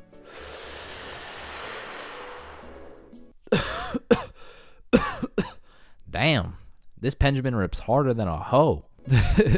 Yeah, have a good rest of your shift, man. Yeah, you too. Fuck, did I just say you too? Listen, I don't know about you, but this Benjamin got me feeling faded than a hoe, faded than a hoe, faded than a hoe, faded than a hoe, faded than a hoe. Wait, are you hearing what I'm hearing? Oh shit, is that? It can't be. Need I say more, Yodi gang? Holy shit, it's him! Damian Luck 925. I am the original Fulcrum. Fulcrum, come in. Yup. Yodi gang, you feel me? No way, we were literally just hitting the Benjamin in this Burger King. Double Benjamin City session, shall we? Double Benjamin? Damn, bro, we gotta try the double Benjamin.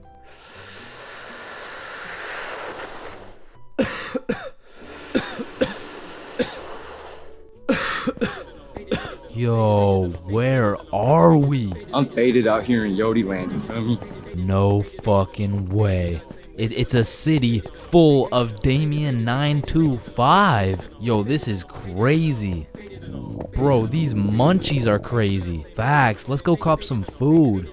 Holy shit. 7-Eleven is just full of motherfuckers hitting the Benjamin. The whole goddamn store is hotboxed. Yo, quick, buy the Doritos before I pass out. Oh, fuck. Hey, wake up. Wake up, hey, please wake up.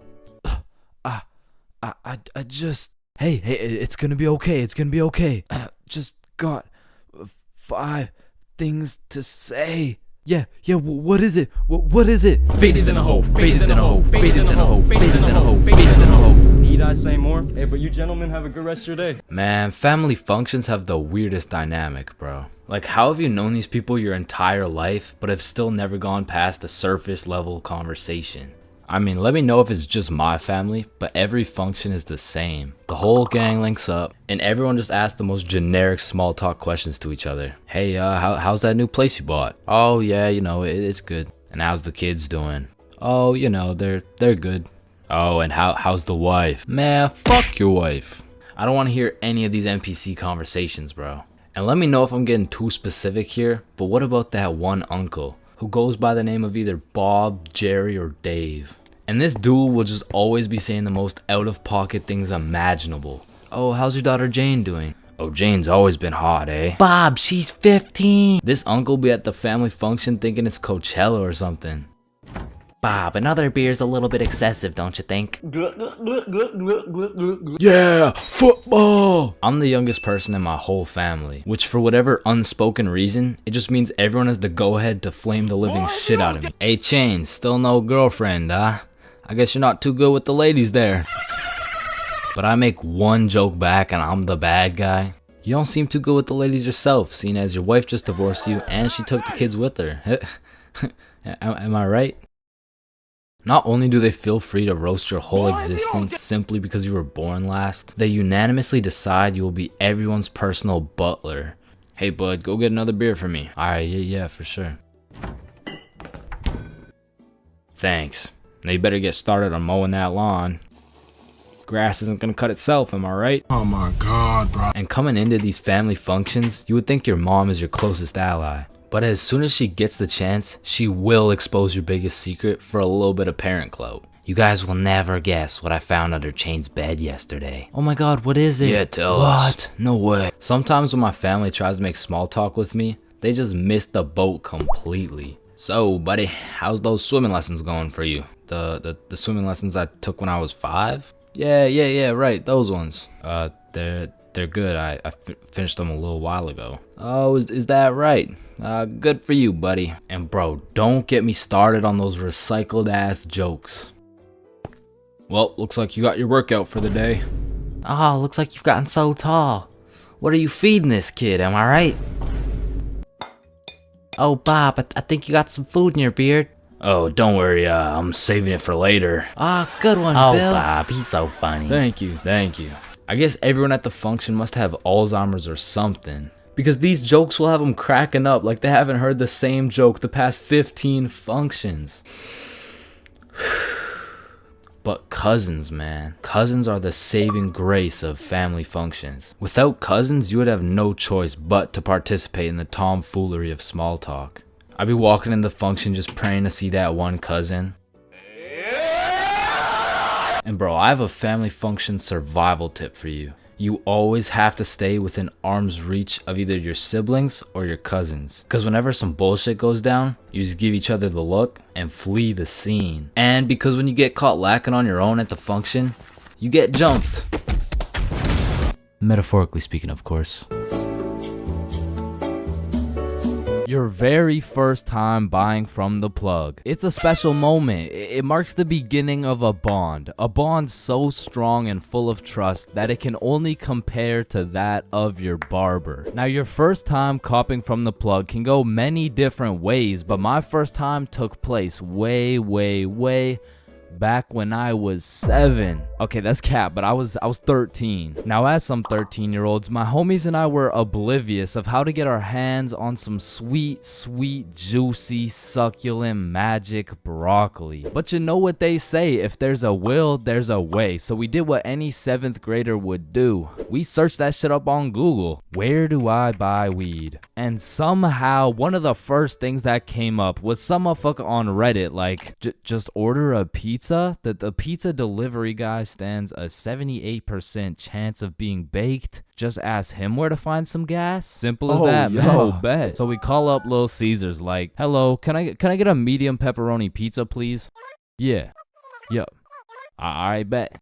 And about 45 minutes later, the doorbell rings. We open the door to see some 48-year-old man who's probably going through his 2nd divorce. Should we ask him? Yo, he does not know where to find that shit. Oh, that'll be $13.69. Here you go. All right, have a good day. But wait, do you happen to know where to find some of that?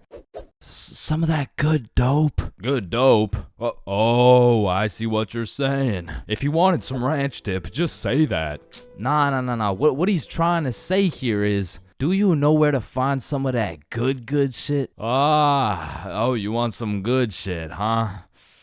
You sure won't find it at Little Caesars. This pizza is ass. Go to Pizza Hut or something. Well, shit. What the fuck just happened? Okay, the guy on Reddit said there's a 78% chance. Maybe we just got unlucky with this one. And our dumbasses decide to order from Little Caesars again.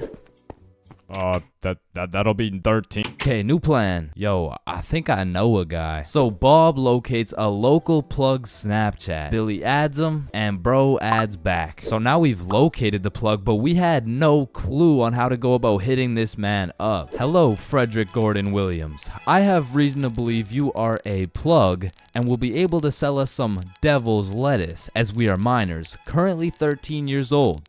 Just give us your home address and we will skirt and pull up soon. Sincerely, Billy.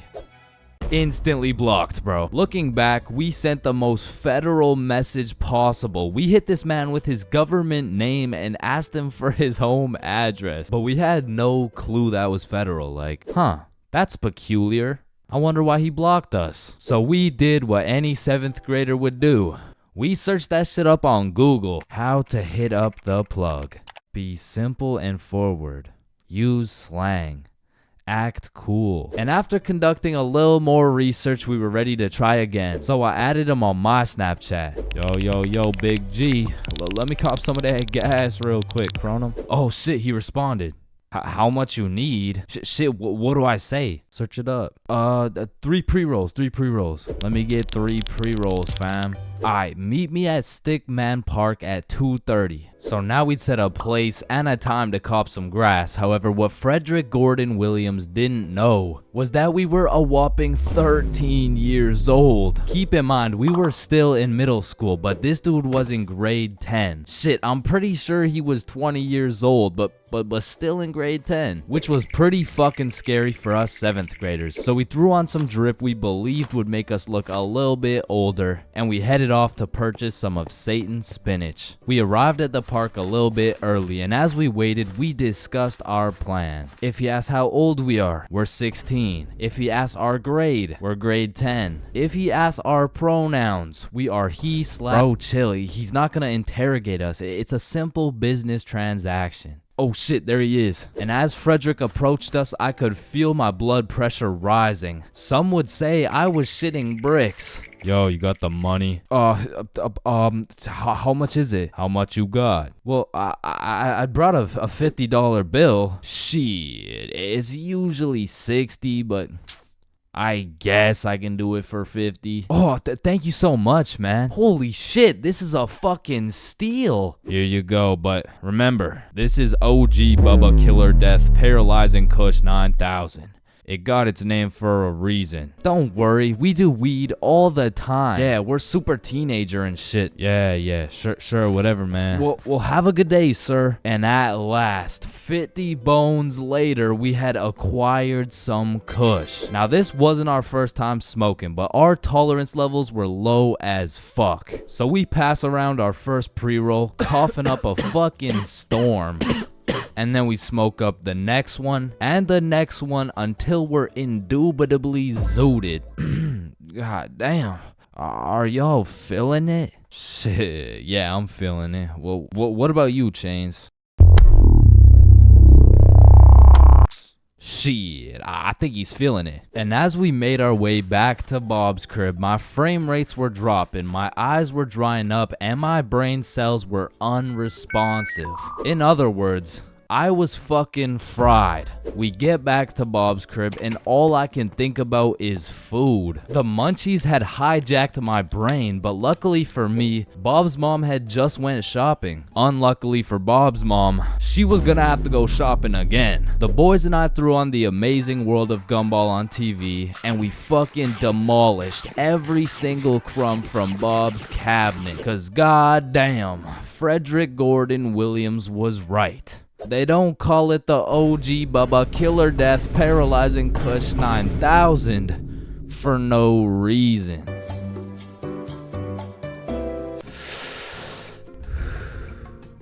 Yo, you can live the rest of your life without breathing. What? No, you need to breathe. Hey, watch and learn, my friend. Oh, shit. Would you look at that? Okay, class. Today we're gonna be studying atoms. Yes, Chains. If we're made out of atoms, and we're studying atoms, does that mean atoms are studying themselves? Chains, are you high? No. No.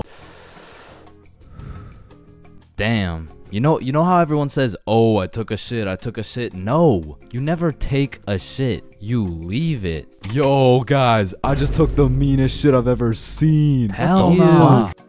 Bro, isn't it crazy that you can imagine what it would feel like to lick any object you look at? Bro, why are you looking at my balls like that? Oh, hell no. You know what I just realized? Yeah, what? Walking around with one crowbar is much more suspicious than walking around with 3 crowbars. Bro, is that your car? Oh, shit. Yo, this burger is busting in my mouth right now, bro. I know, this shit is scrumptious. The ham, it's just exquisite. But wait, ham? There's no ham in the burger. It's a hamburger, dumbass. Of course there's ham in the burger. No, the patty, it's made out of beef. Bruh, that's like saying a hot dog isn't made out of a dog, for Pete's sake. Damn, you're high as shit. Okay, when I say sun, do you think of day or night?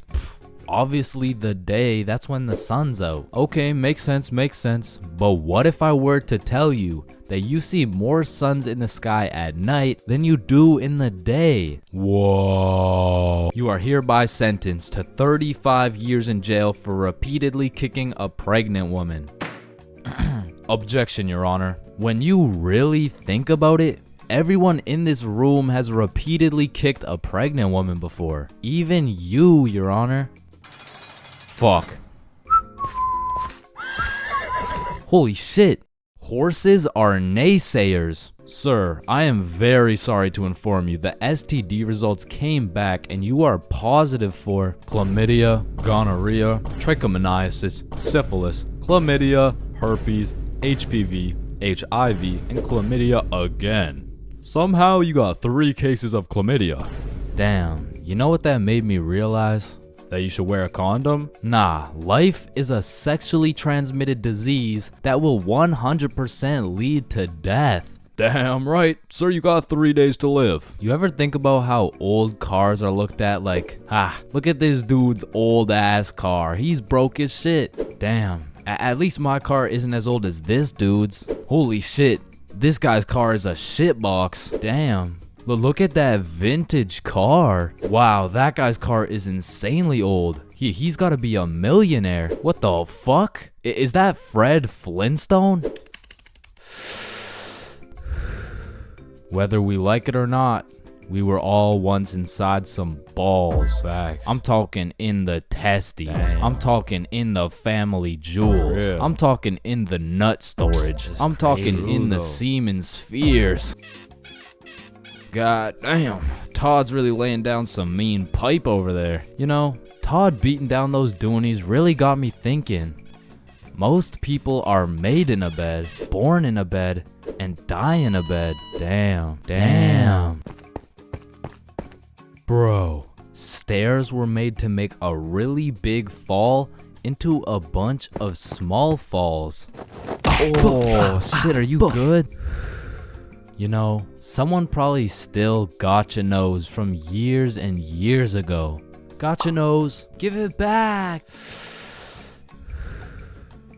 It's me. What do you mean? It's me.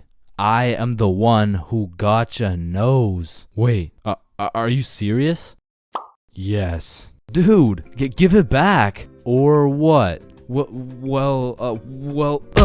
Give it back. No, it's my nose now. You gotta eat the frog. No, just eat the frog. Nope, one bite. Not doing it. You just gotta try it. I'm not eating the frog. It tastes like chicken. Yo, mama tastes like chicken. Come on, it's tradition. You have to eat the frog. Damn, traditions are really just dead people peer pressuring us. Eat the frog, pussy. That's why you're dead, bitch. Listen, I just can't wrap my brain around it. Yeah, what's up? Can you tell me why the fuck we park on the driveways and we drive on the parkways? It makes no sense. Hey Alexa, order some extra large magnums real quick. No, we both know you get absolutely zero bitches. Alexa, you literally Alexa, got stop. No reason Stop. on top of that, Alexa, you and I both know Alexa, you are a shut size up. small condom boy. Bro, over the next generation, we're gonna see a serious decline in the number of people who are named Alexa. Damn. Wow, that's quite a beautiful birdhouse right there. Yeah, do you think it's made out of wood? Oh yeah, for sure. And where does wood come from? Fuck do you mean where does wood come from? It comes from a tree. Exactly. Are you thinking what I'm thinking? People cut down birds' houses to make bird houses. Oh, fuck? Yeah, I meant people cut down bird houses to make bird houses. As you get older and older, a life sentence continues to become less threatening. Yo, there's probably a point where you just don't give a fuck. Put the money in the bag, bitch. I hereby sentence you to a life sentence in prison. 3 days later. Whoops. Oh. Okay. How the fuck did somebody look at all these rocks and trees and shit and just think, yeah, I can make a Wi-Fi out of this? Why is it a chair, bro? Someone tell me why it's a chair. You see, the word chair actually originates from the word cathedra, which is a combination of Latin words that mean sit and down. Incidentally, the word cathedral got its name as it is the seat or chair of the bishop. Oh, damn, this sandwich is about to go crazy, bro. Wait, that sandwich would hit way harder if we smoked before you eat it. Oh, okay, yeah, you right. A few moments later.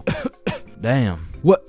Damn, my sandwich went bad. Nah, when you think about it, your sandwich didn't go bad. Something just started eating it before you did. Whoa, that's crazy to think about. Wait.